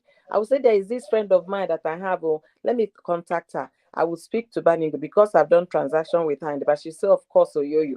I will give the person. That person will give to another person, another person. So it all depends what will happen in this guy's bank account. That I cannot say because I don't know. Oyoyo, please, Yeah, Yeah. oh, okay. I know Go ahead. I'm not a lawyer, oh. I be reactor, oh. I know go school plenty, oh. We're I know go school. analyzing now. Uh-huh. So because people will be watching now, they'll say, "What's in this reactor?" No way they talk. I don't know anything. But what I feel, what me I feel in this matter is that for the fact that they started sending different people to go and tell the boy to settle out of court. Why were they telling him to now settle out? A EFCC personnel reached out to him, even came to his house. A pastor called him. A local government chairman called him. He should settle out of. Why are they telling him to settle out of court? The only thing I pity this boy, poor boy, for is that, he now, when they now slash, everything that is supposed to come to him, he incurred, extra kasala join the matter. Where we say go pay gbese. If not, follow them to the latter. Because these people, we all know that, yes, they are boys who do nonsense thing to make money. Me, I have, at least, I get family member too. My husband, brother, they for Budo Ibo too, where they send money come home. Nobody don't come ask me, but me, I know that my own YouTube channel, I'm not making bang bang, that anybody will come and suspect me. If I say $100, thank God. Today, you know, reach $100, thank God. So nobody is coming to look at me. But imagine that I start making like $4,000 every month. Or $5,000. It is those bank people, they don't go look my husband and he goes to help me to collect money. They don't go look and say, what is this man they do when they give him? And why they might not even believe that it's Google, is that they will just say, all these people that used to press computer, they can formulate anything that is from anywhere. So they will not want to believe that time. But what the useless, miserable EFCC people should have done was to verify. Do you guys know anybody that has an account holder with this name? Do you pay him some money, true or false? That's what they would have done. But because the EFCC people wanted to collect their share from the money, they knew the truth. They did not want to follow the truth. That was why they refused to acknowledge the document the guy bring until the guy took the document to court. That is what I feel in this matter. I don't know if people were using the account or something, no, they were not using it for anything, no. But what I know. Even if it was $2,000 the boy was making as at 2019 for a small boy, that boy maybe it was as that time, maybe it was like 25 or 24, because right now that boy is still young. So let's assume that he's even 27, but he has a small stature. Let's even assume, or he's even 28 and he has that small stature, and he's making at least as at 2019, he was earning maybe $3,000 every month. And YouTube, you get the way you go see view like this. When the money enter, you say your liver go shake. Say shoe now on top this YouTube. So I know that these boys that are doing their own, that are pressing left, right, center, that are pressing and pressing, we know that they are doing their own also. But those EFCC people, because of what they wanted to gain from that money. See, Banigo, you know what I said before? I said if Nigeria were a place where justice can be gotten when you go to court, I would tell this boy to go to Supreme Court. The judgment of the Court of Appeal is not fair. Is not fair. Supreme Court will give the same thing. Supreme Court will not give the same thing. See, Mel, it will not give the same thing. You know why? The Supreme Court, I don't know how the Buhari administration Supreme Court is. Supreme Court is diverse. They will have somebody from South. There are only about 9 of them. Somebody from South, somebody from the North, somebody from the East, so you have almost all the regions represented. And there is no way. But with the way that you have those two, should we call it region, oppressing the rest of the regions? No, wait. I don't know what you say that, but you understand what I mean. Use your mic for what you get smart for. Use your mic. These boys. If I use my mic, I'm not going to hear them. Okay. See, yeah, not be two-way mic. Okay. This boy, his name, I can't even remember. You said there's somebody, can't remember the name now. See, there is no way a judge sitting in the Supreme Court will see his brother's case in court and not want fair judgment. You get what I'm saying? Not everybody walks to the Supreme Court. Do you know, as a young lawyer, that you find your case in Supreme Court, that means you might be Sam in near future. Get out of there. You get what I'm saying? So judgment is oftentimes gotten in Supreme Court, but very few of those cases make it to Supreme Court. And it's simply because of the rigor that goes with it, the pain, the agony, the time, and the money that goes with it. It's unfortunate that person that gave that judgment, the people that sat in the Court of Appeal, they did that to favor the government. We should know Nigeria is not what it is. Assuming this case was that is why I'm also afraid of Supreme Court that you're talking about. Yeah, assuming it was Supreme Court, if they start it now, they will not finish it until maybe 2 more or 3 more years. So that time a new administration would have taken place and new tone would have been dancing. It's unfortunate the boy acquired, incurred death. It's really, really unfortunate. And let me go back to what Baningo was saying. No, what Mel said. Why were they asking to settle out of court? Because Yeah. they now realize they've wronged the guy. They realize that this guy is a strong-headed person that if he goes to court, he will win the case against them. And they can't be able to pay that money. Not that they cannot pay it, but whoever that brought that case to them, or whoever it landed on his table that was solving it, is going to get some bashing from the head of that unit. Look at now what you have cost EFCC. Instead of you guys to do your investigation right, blah, blah, blah. So they had to go back to beg this boy.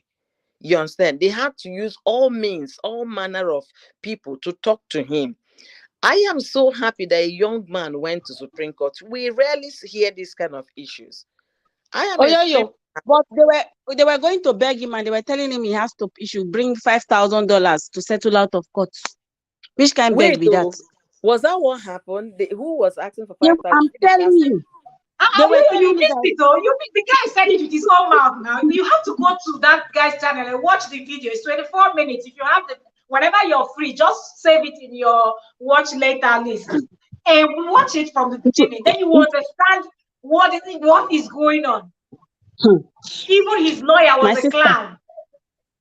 The first lawyer he had. The second lawyer was a clown. Woman lawyer, useless woman. When woman. in law school, she was busy drinking beer and gallivanting in all the party that was around their school. No, that's not the reason why he was a clown. Because he has heard EFCC. You understand? Most people are intimidated when they hear EFCC.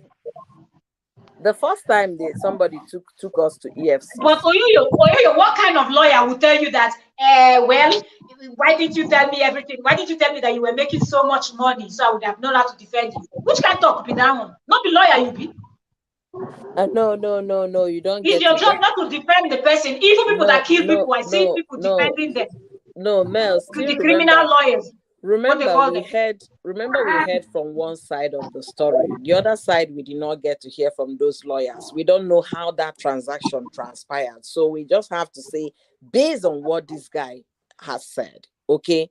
See, maybe at the first of, when you meet a lawyer, that's called preliminary. When you people are still talking, negotiating what the case is, trying to understand what the whole matter is.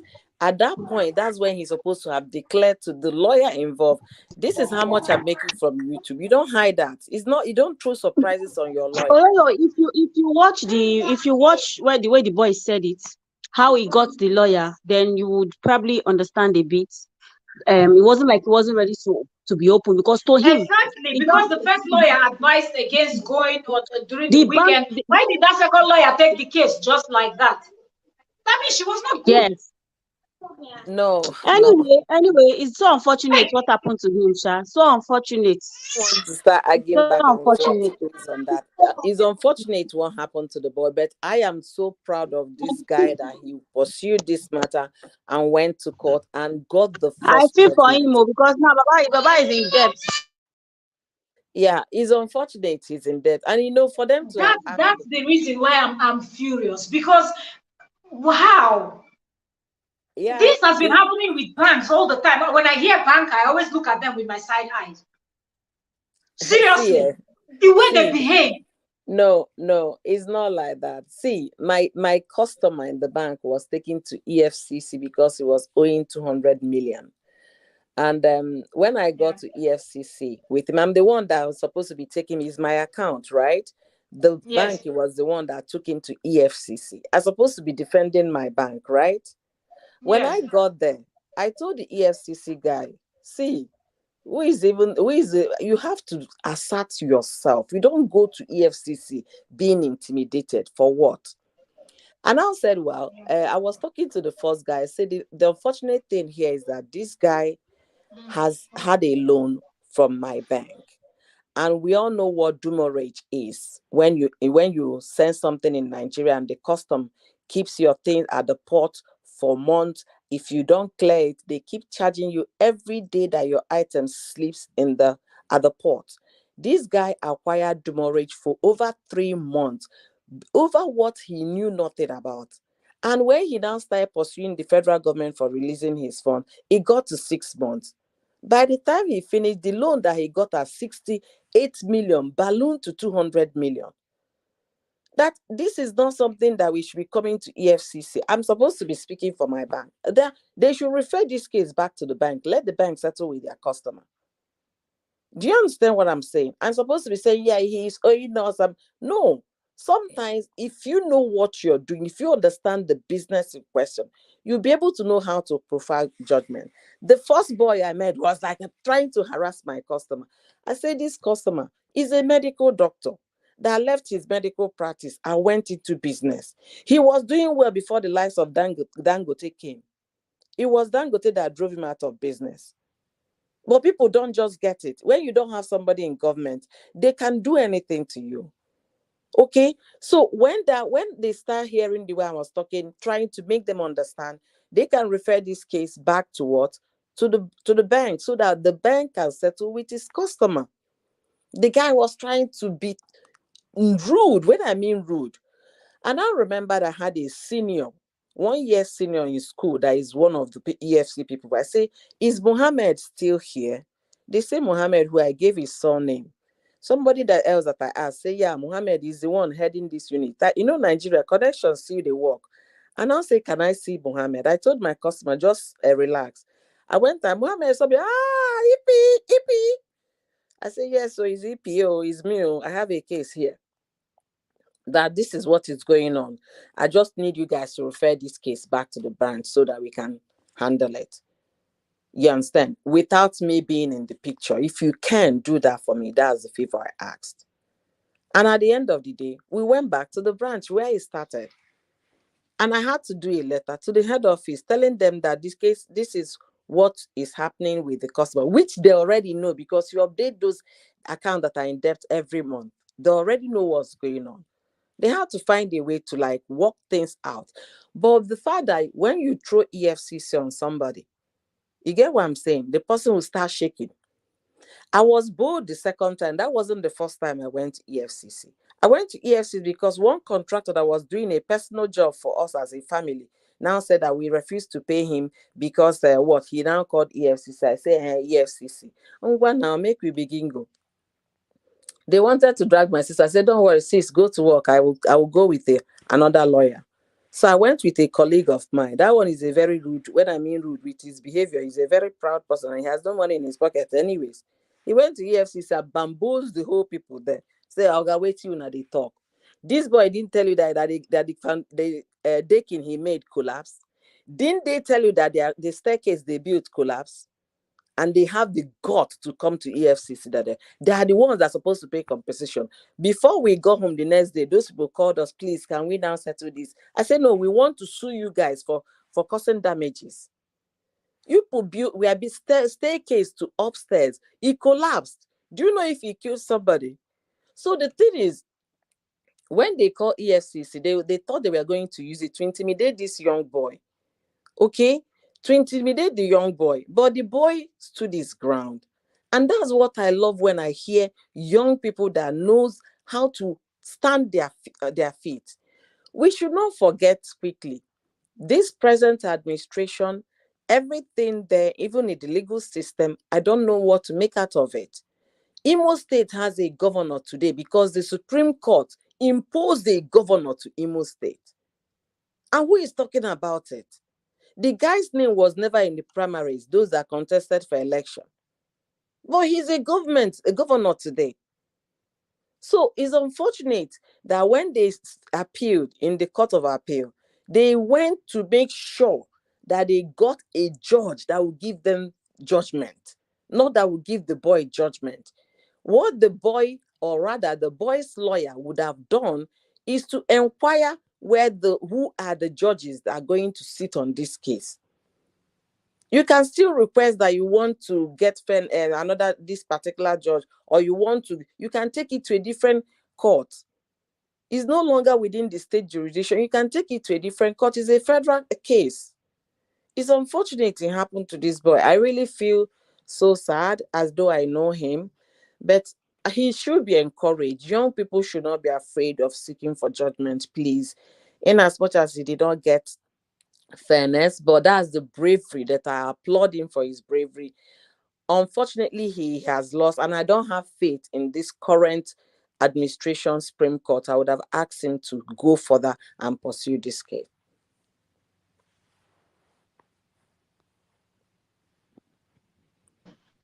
Well, I think the thing is, you're welcome, Kosreb. Thank you very much for joining us. Well, I think we have to really start from this thing that we don't even have access to certain people, and it happens in most places. This guy will go to pursue this thing. These people, they will just walk into Supreme Court and go straight to the highest judge if there's something like that, or the most important person there. But this guy will not have that access. I remember when my husband came to Nigeria, the first time they refused to give him a straight how many months? Is it 2 months or something like? They gave him only 1 month. He came back. Then I had to go and try to go to immigration office to see if they said they can move for only 2 weeks or something in order for me to get a 1 month. And I had to go all the way to this in Abuja, to the immigration office in Abuja, to get it to be extended the second time. I was like, who's going to with this one now? It's not something you people could do in state level. Mel, see, it's because we are Nigerian. We know when we don't get something, we know there is if you know somebody that knows somebody, you can get something to read. But if somebody doesn't know anybody, that's what I'm saying. I'm trying to lay a foundation here based on just an example you give about your husband. If you're coming into the US, American embassy maybe gave you 2 years visa to come to the US, and then you get to the embassy, you get into your aeroplane, come to the US. At the border entry, that person that has the stamp to stamp that your passport has the same right to send you back to your country, and you can't question it. You can't even go to court. Okay, that person might decide to give you 1 month to stay, and that is final. You have no other place to go and lobby or beg or query for them. If you want an extended stay, you can apply for that person to be extended. But when embassies are working and doing payback, this is we're really not digressing from the topic, but because I remember I had applied first to come visiting, and they refused their embassy. And when he was going, and I said to him, I said, please, when you get to Nigerian embassy there in Athens, do not mention that this happened in my country. And he went there. You know, you got people now, they close mouth. He went there and he said it, that he invited me and they refused. That's why the man refused to grant him the first time. And I said to him, I said, they didn't give you because they're paying you back for what your embassy did. And this is embassy fighting, and we ordinary people are suffering for it. And up later, I had to run around. So if I didn't have a cousin that was also a highly respected immigration officer in Bayelsa State, because she was traveling from River State to Bayelsa State, and I had to call my mom. I said, please call my cousin, and she had to call the lady, and the lady had to call to Abuja. And before I had to go to Abuja, getting to Abuja, I got to immigration office Abuja. They wouldn't allow me to go in. The first thing they did was look at me from head to toe in their mind. Who this? Because I look like a child and I don't look my age. So the first thing was, who are you looking for? I said the man's name. They were like, you know, because that was like their organ there. And they were like, who this small picking they find? They said he's not on seat. And the way they were looking me up and down, 3 people, the same thing. I had to sit there and call my mother again and call, and then my cousin called all the way from Bayelsa, called the man directly and said, my little cousin is in your office and they say you're not on seat. Immediately, somebody just walked outside. Who do you want to see? I said, this person. PM, straight to the man's listen. The man said, this is all. I said, yes. I said, what's your name? And I showed my this. He said, okay, so she's truly your this. And I said, yes. Truly my cousin, because you could see that we have the same this is Sundays and all of that. The man immediately said, how long do you want me to make it? I said, we just have till January, so that's all I need. And he was like, when you travel out, make us proud and all of that. And he snapped it and gave me the thing to go. So if I didn't have immigration officer as a family member, so that means I what? He would have just left the country just like that because two embassies want to fight. No, it might not really be two embassies want to fight, but that's how you understood it. I gave an example, right? If you're coming to everybody at the border has the right to welcome you, to put their number of stay you have to stay, and you have to respect that. When I mean respect, optimal respect. If they say that 2 weeks you're going to stay, they will stamp 2 weeks. If you now feel that 2 weeks, you have to start calling him, just like you did. You have to go to Abuja. You can, in the US, you go online, apply. You can call them on 1-800 number. They can keep you there for 40 hours. You're waiting on the call until you get customer service. That this is somebody came. I want to extend my stay because it's of so reason and so reason. It's simple as that. It's just that we don't have those kind of processes that you can go online, get but it done. Somebody is coming into your country to spend money, and you cannot give 3 months from October to December.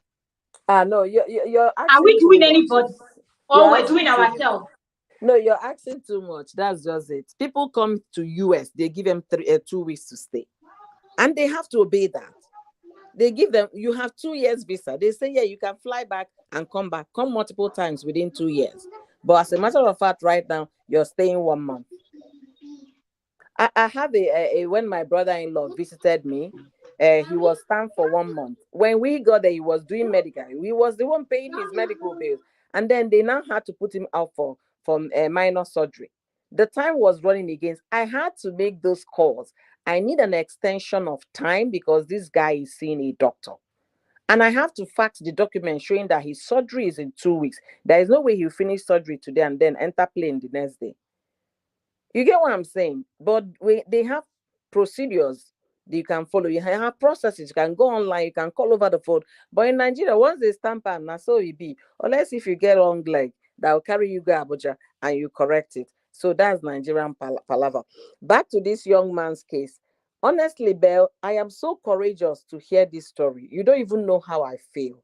Because most people that go to court of appeal are those big people that feel they have money to pay lawyers. But for a young man like this to know his right, this story that you just shared today made my day. In as much as he did not get judgment, it made me see hope in our young people. It made me believe that we have those young people that know they can stand their right and seek for justice. It's unfortunate this administration, in every ramification of it, is not working. Okay, let's not just say it's only insecurity that is not working. Roads are not good. Electricity is not there. Also, the administrative part of it is not working. That's why these guys, do you know what the court was? Since they upheld the judgment of the lower court, they would have asked them to pay the fine. But they can't, because the judges sitting on those cases are working for maybe Attorney General Tanku or Taraku or whatever his name is. Maybe that's the one that appointed him. Remember the appointment thing that goes on. I can't appoint you and you could and disappoint me.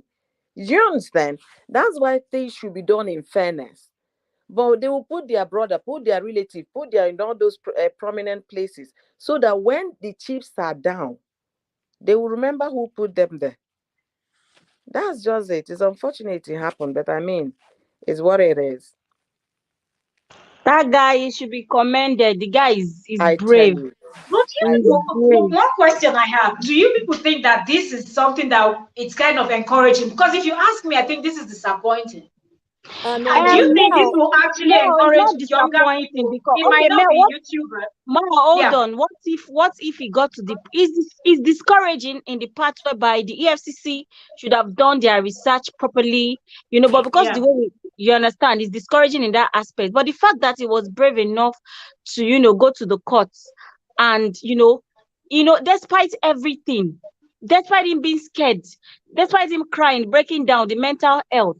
What if it ended that he didn't even win anything at all and he just threw the case out? What if he ended that way? Is that not the worst? But at least he won the first part. They started all over again. Even though they slashed the money, the money will not be enough for him to do anything. But at least he didn't lose totally. So it showed that the justice system, at least there's still a little bit of hope Even if the hope is 5%. True. Even if the hope is 5%. So at least that's one only a low for him. He not lose finish. Absolutely. You understand? True, right? Absolutely. If you look at that, true, but you know, encourage person at all, because you just go through this whole thing, and at the end of the day, he lost his channel. He lost more money than what if he had lost his life? What if when they took in him, they shot at him and killed him, and they said something? My sister, leave matter. Made the boy just they go thank God. You enter EFCC, then you come outside. That's why he's giving them back post now. Now, don't you see the kind of videos he puts on his channel now? The boy no dey fear anybody again. No. He don't I chop tell you, talking about Shell, talking about Emmy, Italian company, this one, corruption. Yeah. You know, say when you don't get the kind of way you go through like this, your heart could day your back. What did they want to do? That kind of thing. That one. What is, when I don't immune me, what is the worst you guys can do to me? My wife was pregnant, you know, everything I built. I thought I started my life as a young man. You guys run me down to square one. Searching and looking at his wife's on this. They're like, but the guy is brave. Really traumatizing, you know? Mel, that boy is brave. You remember when he said, when the EFCC officers came into his house and they said they wanted to come and search his home, he told them he will not allow them search his home until he searches them first. That guy is freaking brave, man. Brave guy, man. You are right. So many times, the way he said it, you remember the way he even said they took him, you know, put in the back, guns and everything, as if he was a criminal. Yes. Even with that, he still told them, I don't trust you. He stood his ground. Yes, he searched them. He saw there was nothing on their body. Something in his house, and that would have been the end. Yes, now they could have planted one thing. So he searched them, he didn't see anything. He now gave them the go ahead to search his house. The guy is freaking brave, man. He's freaking short. They go subscribe to that in channel, Jude Bella. I said, I don't subscribe to you, but anybody why they watching, I don't pay subscribe. I say, what? Huh? Like this kind of people we need to talk about. I don't fish out. Waiting. You cannot be oppressing youths like that. I saw on his, he even posted in his community thanking Summer Apple. I think Summer told her subscribers to, you know, go watch and also show love to the guy. I think his channel is going, his channel, because people are talking about him now and people are going to his channel to check him out. His channel is going to pick from 13K now. That guy get liver. I never know which tribe him be. I suppose I say, brother man, you chop bottle. Upon all exactly, his name doesn't suggest where. I feel like he has his name and his wife's name, because Bella is most people that answer Bella is like females. I don't know any. I don't think that is his real surname. He just use Bella, that kind of thing. I know if he's I think maybe his name and his wife's name. You know, Mel, I have a little problem. Why did YouTube delete his account? That's what I was saying in the beginning. I was like, he didn't say they deleted his account, and he didn't also say that it was their fault, because he said he feels like blaming them, even though it was not their fault that account doesn't exist anymore. And he used the word doesn't exist. He didn't say the account was brought down. He said they took down the account. He said YouTube took down the account. He said it. I don't know why they took it down. He said it. Yeah, he didn't explain. Oh no, maybe they reported the account when they. You don't know the people brutal. People brutal. They must have reported the account. They could have reported. People are brutal. See, may God not. The case. He could have appealed it now. He could have appealed it. May wait. Go ahead. May God not allow our enemy to see our source. So yeah, we take chop. Make our enemy. May our enemy not see our source. Our enemy not see our source. May they not see our source. At all. Yeah, I think they reported the account, and you know, it's unfortunate because if you say you want to appeal against YouTube, you don't even have the account anymore to appeal. So it might be another long road for him.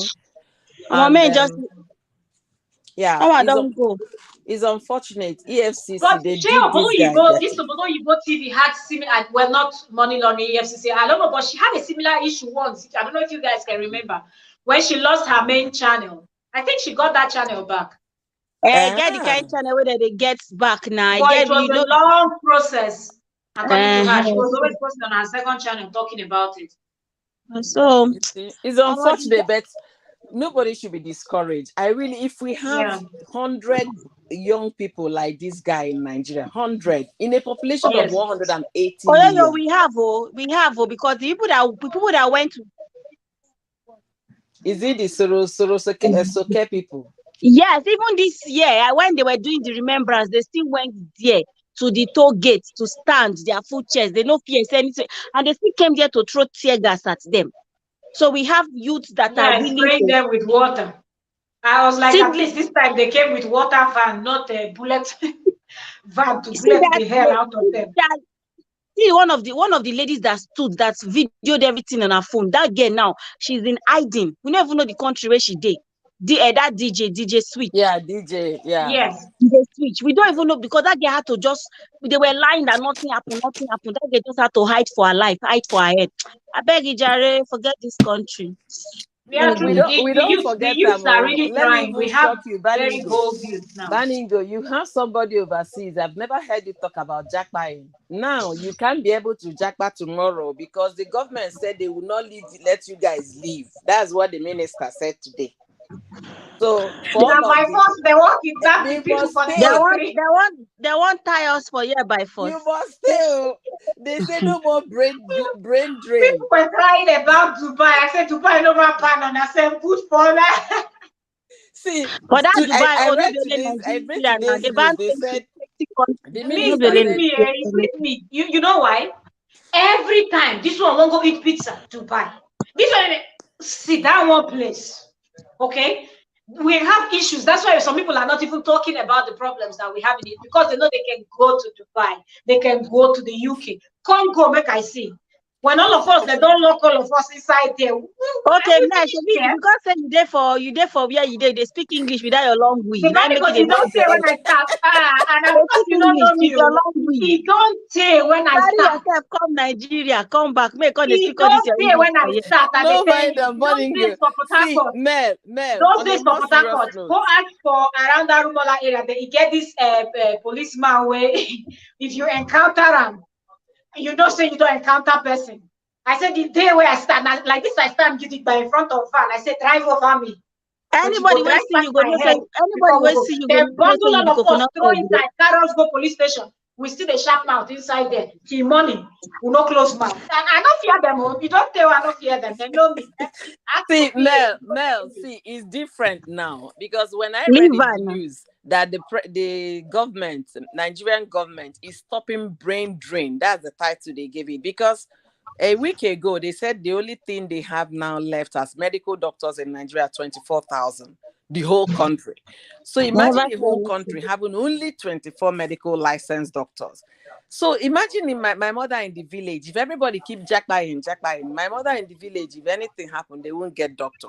So but one country had no one correct. People don't need to run away. The point is that the government, let me finish.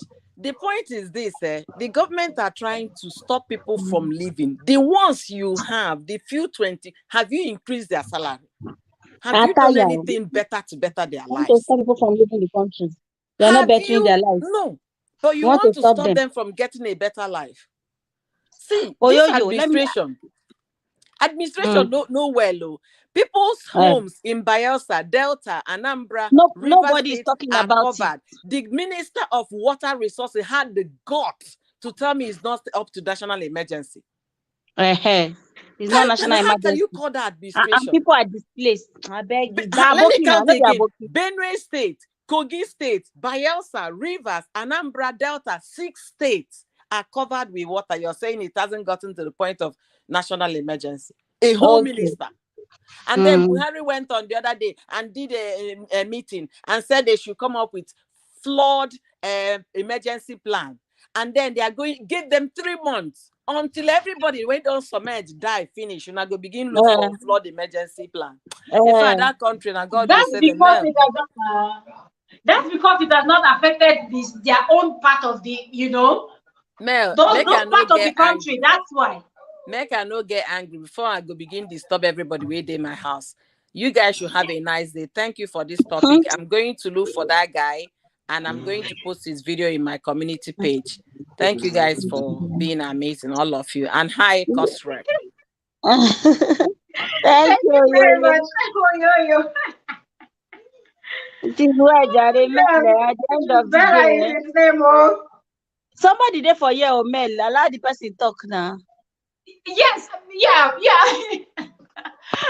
Welcome, Cosrep. Go ahead. Say your own. Now, if you don't start your own, you remember person again. That be your own. That be one problem with you, but you know, and you are doing it. You are doing it continuously. You they provoke. This not people that do orderly before. It is well. Good evening, host. Good evening, co-host. Well done. Yes, I saw the video today, and it was through I think Vicky's corner.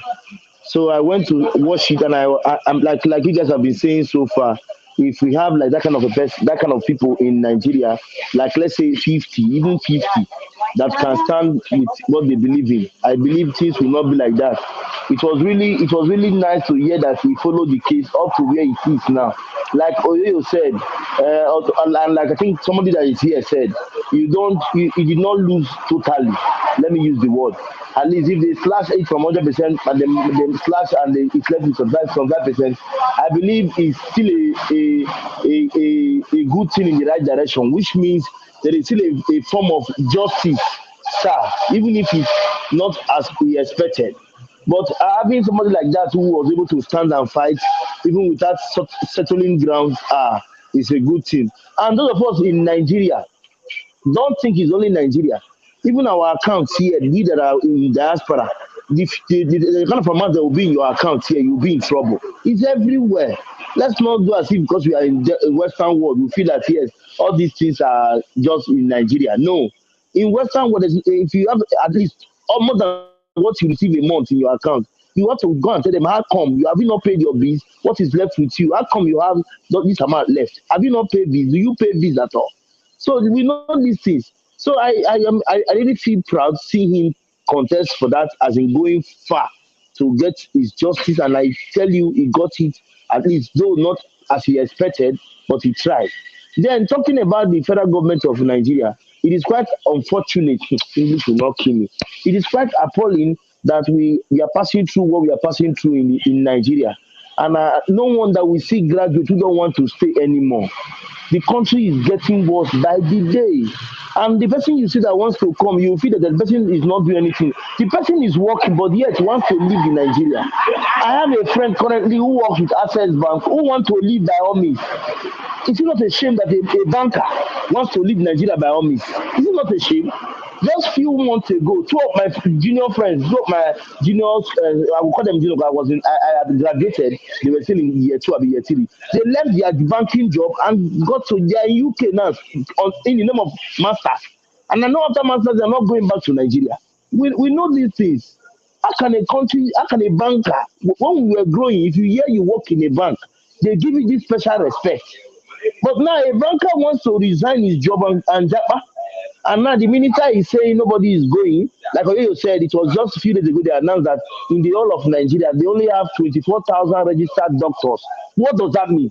As you graduate from medical school, you japa. Okay, the 24,000 that you have, how can you be paying a doctor 120,000 a month? No, tell me, which doctor will be paid 120,000 and the person will remain? Why you pay politicians 500,000, 1 million a month as salary? You are paying a doctor 120,000, 110,000. You are paying professors of lecturers in the university, professors 450,000, 450,000. Lecturers who make you who you are paying them that amount. It's only in Nigeria we see professors who are earning below expected in the whole world. Professors are supposed to be paid together with government officials based on statistics. You are paying a local government chairman 1 million a month. You are not paying a professor 420,000 a month. Why would the man not leave teaching job and enter politics? And tomorrow when you pay, when they see who give them 10 million to, because INEC is all about lecturers. If you don't know, let me tell you now, INEC you hear of now, they are all lecturers. That's why you see them taking coppers to work for them. The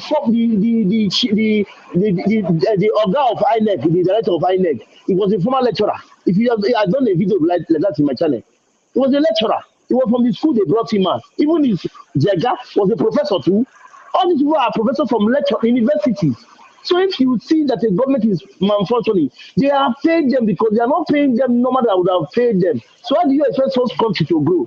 Imagine a minister telling the federal government, everybody, that Nigeria will take 30 years for Nigeria to control floods. What kind of a country? Who did we offend? And you want people to remain there?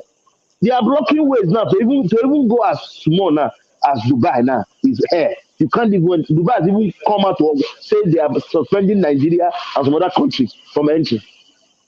So who wants to stay in a country that is not working? You are saying the doctors are 24,000. Okay, the 24,000 that you have now, are you giving them plus 10,000 for salary each to increase the salary? No, they still earn 120, 130. I have a friend who is a doctor. He works in 2 hospitals because he can't foot his bills. He has a car. When he stays here from 8 a.m. to 12 a.m., he goes to another place from 1 a.m. to 6 p.m. My classmate, I read biochemistry, he read microbiology. He finished and he went into medicine and surgery. He's a doctor now. So if I've not heard from him telling me what he's passing through, I will not be here to tell you. We have our sisters' husbands who are medical doctors, who have your sister, for example, now, Diana. The husband is a medical doctor. You can see Zaka is in Saudi presently. The husband of Chief Space is a doctor. He has Zaka from Saudi down to United Kingdom. If you don't know, I'm telling you, fellow YouTubers' husbands who we know who are doctors. So if you think that Nigeria is favorable, why are they running away? After that, you are complaining, but you cannot sort their needs. How you paying somebody who has the right to save your life 120,000? How will he have that mind to save your life if you are in the hospital? He will even give you injection to go, so the work will reduce because you're not paying him well or paying her well. So for the guy to forge ahead in that case. The guy made me love him the more. I didn't even know when I subscribed. Me, I don't like subscribing to all this family video, but I think he's the very first person I have watched his video, and naturally I gave him subscription without looking back. I'm not saying he's over good, but I'm just saying based on what he did, that alone made me love him.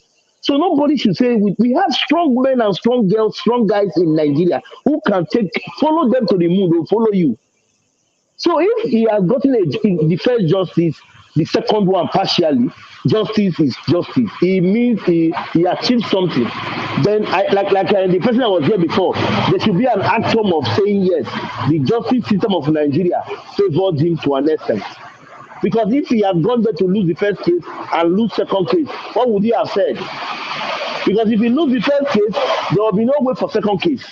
So you see, so if because he won the first one, and they feel because it's a big body, they have to take him to the maybe Supreme Court. You understand? But for him to go that length, he has tried. So we should try and know our rights. And please, in your account, you want to save it for 3 months before you go and collect your money. Please stop it. That is the problem. When you are gathering it, you want to make it big.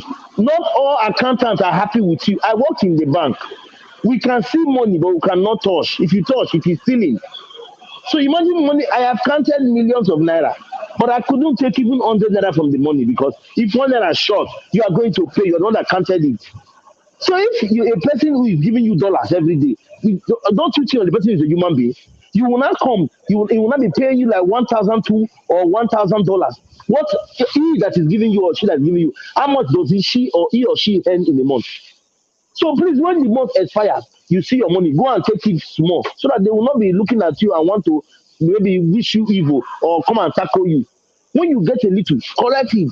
Some person will just leave it there 6 months. like somebody I am aware of who left her home for almost 7 months. It was almost 6,000 But for something. people that are into business, sometimes they want to save their money so they can pay their workers rent, whatever they've invested in directly from that money. That's why they don't withdraw immediately. You mention business. YouTube, for example, is not a business, it's a work. You did not write any agreement with the government that you'll be paying tax. On some countries, in some countries, for example, you pay tax. Like in USA, you pay tax. So if, for example, you are here, you are doing it from with YouTube, that's why they don't know the source. They feel that the source was unknown. You know, the fact that say, yeah, it's YouTube that is paying me. They're asking you, why will you be making that? They don't know that if people watch your videos, that's where you get the money. They don't know. So you cannot use that to judge them. I don't still blame them because the banker that is paying you the dollars is a human being. Like you heard the boy say, he said he did a program that if there's a winner, the person goes home with 1 million. Are you kidding me? What do you do to give out 1 million? No, let's be frank now. What do you do to give out 1 million? What kind of job do you do? People want to know. Okay, you say it's every. I think he said it's every month or every week. I don't know. But say if they invite people, the best speaker goes home with 1 million. Can you imagine how many people must have gone home so far with 1 million? What do you do? How can you give somebody 1 million? What did the person do? So if you are judging this thing, be open in your judgment. Do your research But he everywhere. said, I no, think no, Pastor, he said he was trying to give back to the community. And some people are like that.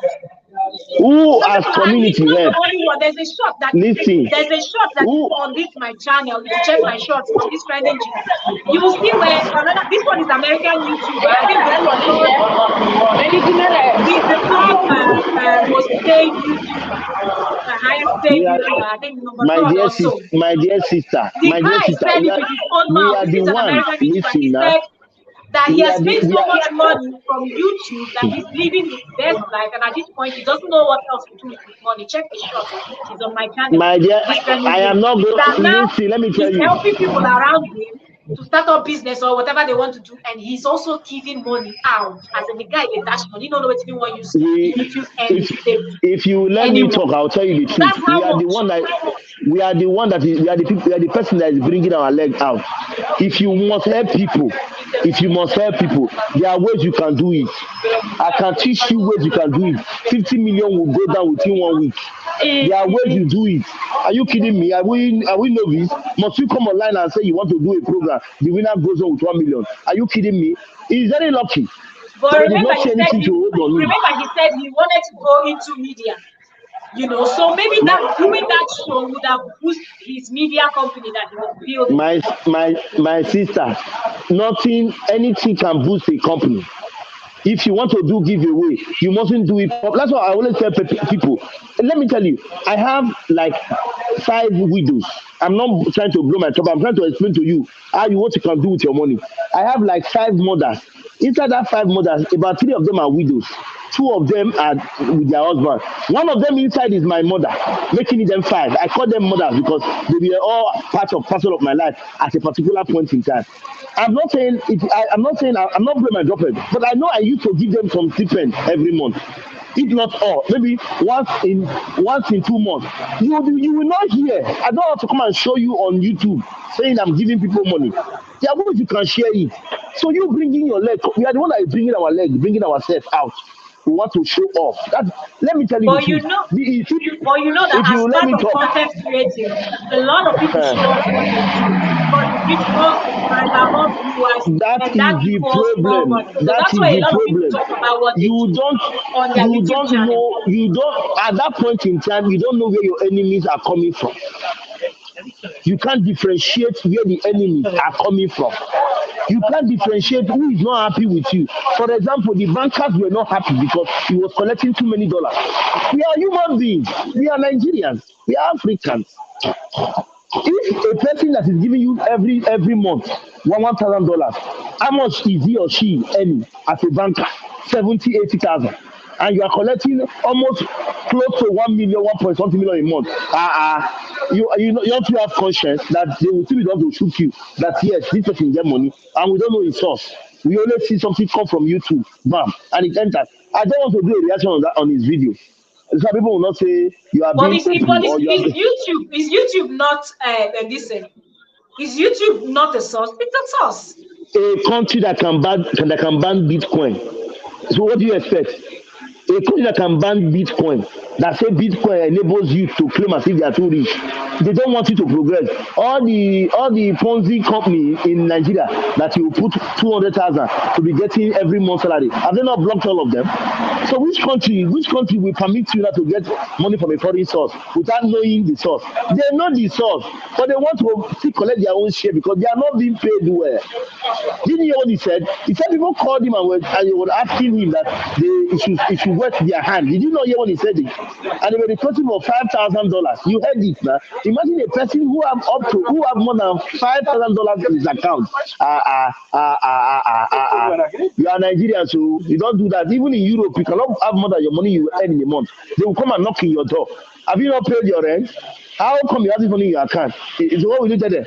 Because that's why I'm telling you the truth. You know these things. You are married to an indigene. Your own is good. I don't know for you. But other persons who are not married to indigene, you can't have some amount of money in your house.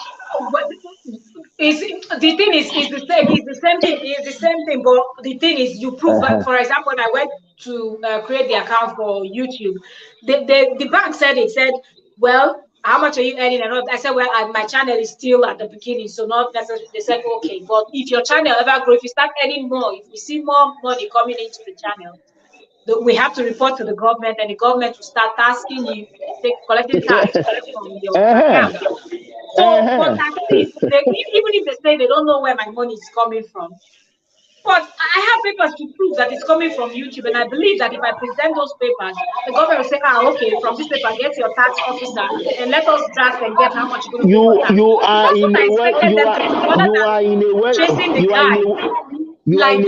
world. Listen, you are in a world that understands your rights. Nigeria don't get that for your rights. You don't have rights in Nigeria.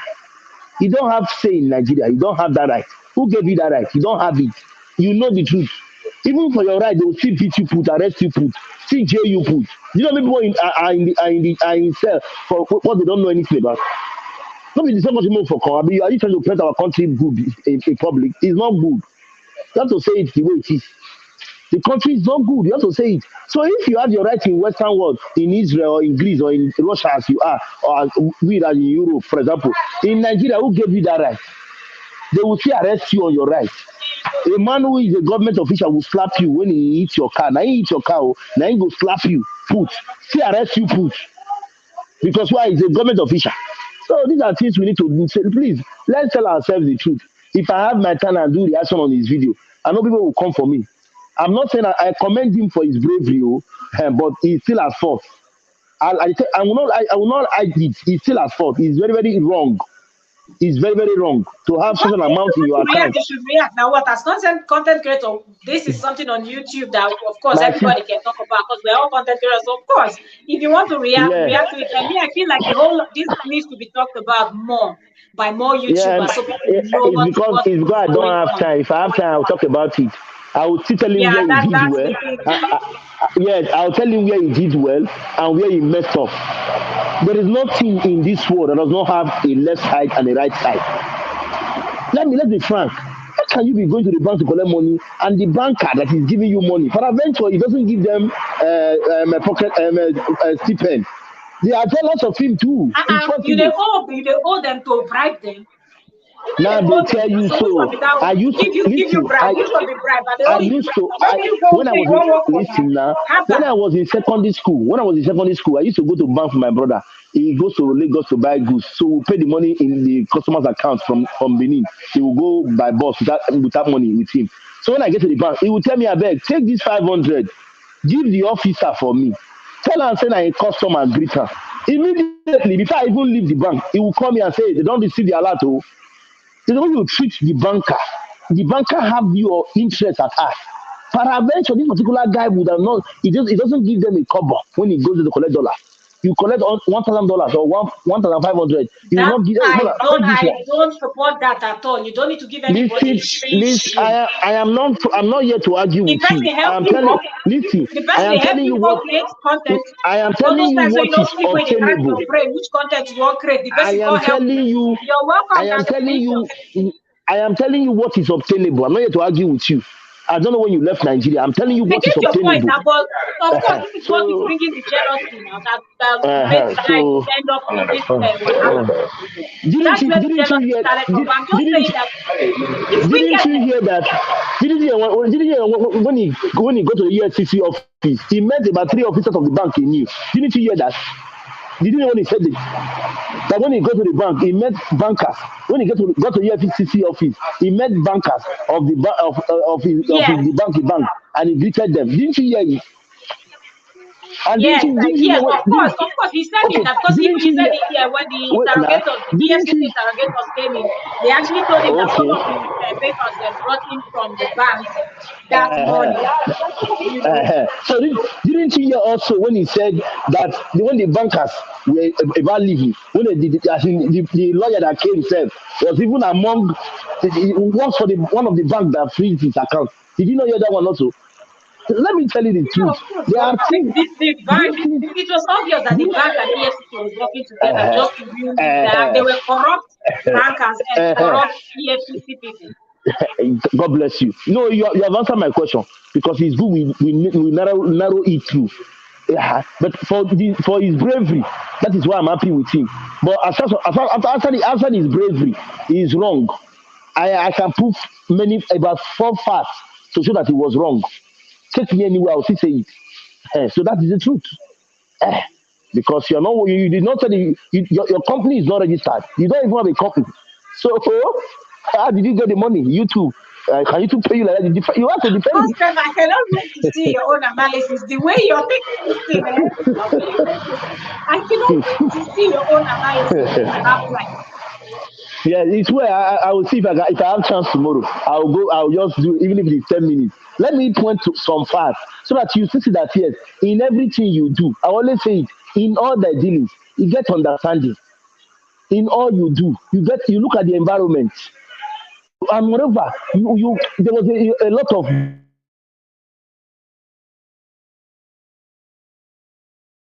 winner to do a program. The winner goes on with 1 million. Where do you work? What do you do? You know how much is 1 million? 100,000, You're 200, the one, but 300, 900. you said you watched Vicky's video. If you watch Vicky's video, then you heard when Vicky said that when Laefa Bitomo, I think she's one big YouTuber, also Nigerian Mm, YouTuber. That uh, when she wanted to talk about her income, her mom advised her not to talk about it on YouTube, but she still went ahead and she spoke about it. And she said she earned anywhere from 1 million, 1.5, 800K. It just depends on the video and what's coming in. So some people are really earning that much. But are you saying because you earn that much from YouTube, you owe a banker? A banker is working in the bank a 9 to 5 or whatever time they work. The way they are working, that's how you're working your own YouTube you know, your own YouTube hustle for most at times, thinking, cracking your brain. What content am I going to create? most So why should I go to the bank and listen, tip you? Am I owing you? most at times, what we do is to do the thing, to do the right thing. We are saying we are doing the right thing. Nobody is saying you should not do the right thing. But when you do the right thing, make sure people are happy with you. I don't know, Shano, it's your choice. So, my own decision with that. Anyway, thank you so much. That's why I said I cannot Thank wait you. to hear your own analysis concerning this It is matter. well. It is well. Thank you for having me. Oh, I have to go. I'm out. This is weekend. I just said I should come and throw my 1 cent. I've done Yes, my best. I understand. Thank you so very much. Me too, I'm going to I take round care. up because already 2 hours and counting. I was thinking I was going to do 1 hour, but we were all analyzing and it took so much time. So thank you so very much, Cosrep Corner. Thank you so very much for coming in and jumping on the link and giving us your own opinion concerning this Jubella's case, the YouTuber that EFCC arrested and all of that. Thank you so very much for Yo-Yo's world. Thank you so much for jumping in and giving us, as a lawyer and also someone that worked in the bank, you gave us your own perspective of what you think, because you're like, we've not heard from all sides, we know from everybody that is involved. And yes, that's also a good point. We only heard from Jubella, we didn't hear from EFCC and from the we did hear from EFCC and also the bank. that reported him to EFCC. So thank you so very much, Oyoyo's work, and thank you, the Bunny Ghost. Thank you for jumping in. The That's Ghost is the reactor.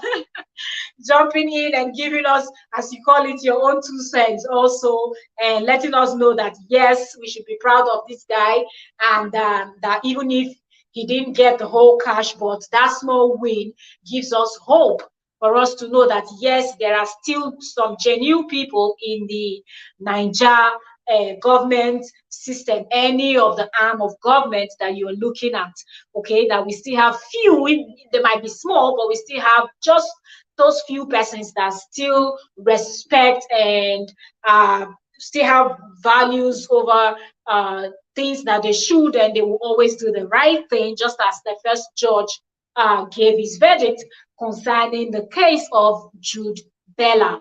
Now I'm going to scroll up to see the people that came in here, and I need to thank everybody by saying everybody's name before we round up. Okay, so thank you, the Bunny Ghost TV. Thank you, Oyoyo's World. Who else stopped by us here? Nemuzo. Yes, Nemuzo is not a content creator, but she's always here on YouTube supporting and showing love. Thank you so much, Nemuzo. God bless you. I'm super grateful. Lexi and Zinne, that's also a Yo-Yo. Thank you so much. Thank you, Nemuzo. Thank you. You're always supporting. Once we are up, you're always there to give us your own opinion. And Nemuzo was giving us a whole lot of points here. So if you're watching the replay, you can also click, and if you want to see the comments in the comment section. Thank you so much, Cost Rep. And yes, and I think the last person, but not the least, that came in was Nancy Licious. Thank you so much, Nancy Licious, for stopping by. Thank you so much. God bless each and every one of you. And I know some persons were breathing in and out, not saying hello. So I always say thank you so much to my silent watchers. Also, there are some persons that don't want to jump in, they don't want to say, it then, and they just listen to you in the background. So I say thank you to I call them my silent watchers. So thank you to my silent watchers. Thank you to each and every one of you. I am super grateful. This was just a topic that I could not overlook. I had to talk about it because for me it was really a huge surprise when Oyoyo first mentioned it. Like I said in the beginning of this live stream, that the first thing I asked, I said, "Are you joking?" Now, the first thing she mentioned it, I just said, "Are you joking? EFCC YouTuber, like, what's the connection?" I was like, "Are you joking?" She was like, "Go check, you see it, it's there." And that's what took me to Vicky's Corner, and I watched the video from Vicky's Corner, and luckily Vicky's Corner mentioned and wrote the guy's name, Jude Bella, and I typed his name, went to his channel and watched the video. I was like, I'm going to talk about this also. So thank you all so very much. God bless you all for joining, and this is me calling it a day. Today is done and dusted. So yes, tomorrow we're going to have more videos that we need to talk about, more things that we need to analyze. And thank you so very much for joining me today. God bless you all and have a lovely day. If it's nighttime in your place like mine over here, have a lovely night, rest. And if it's morning, afternoon, from where you're watching me, have a lovely and blessed day as you step out of your house to do your daily chores. God bless you all. Thank you so very much. See you all tomorrow.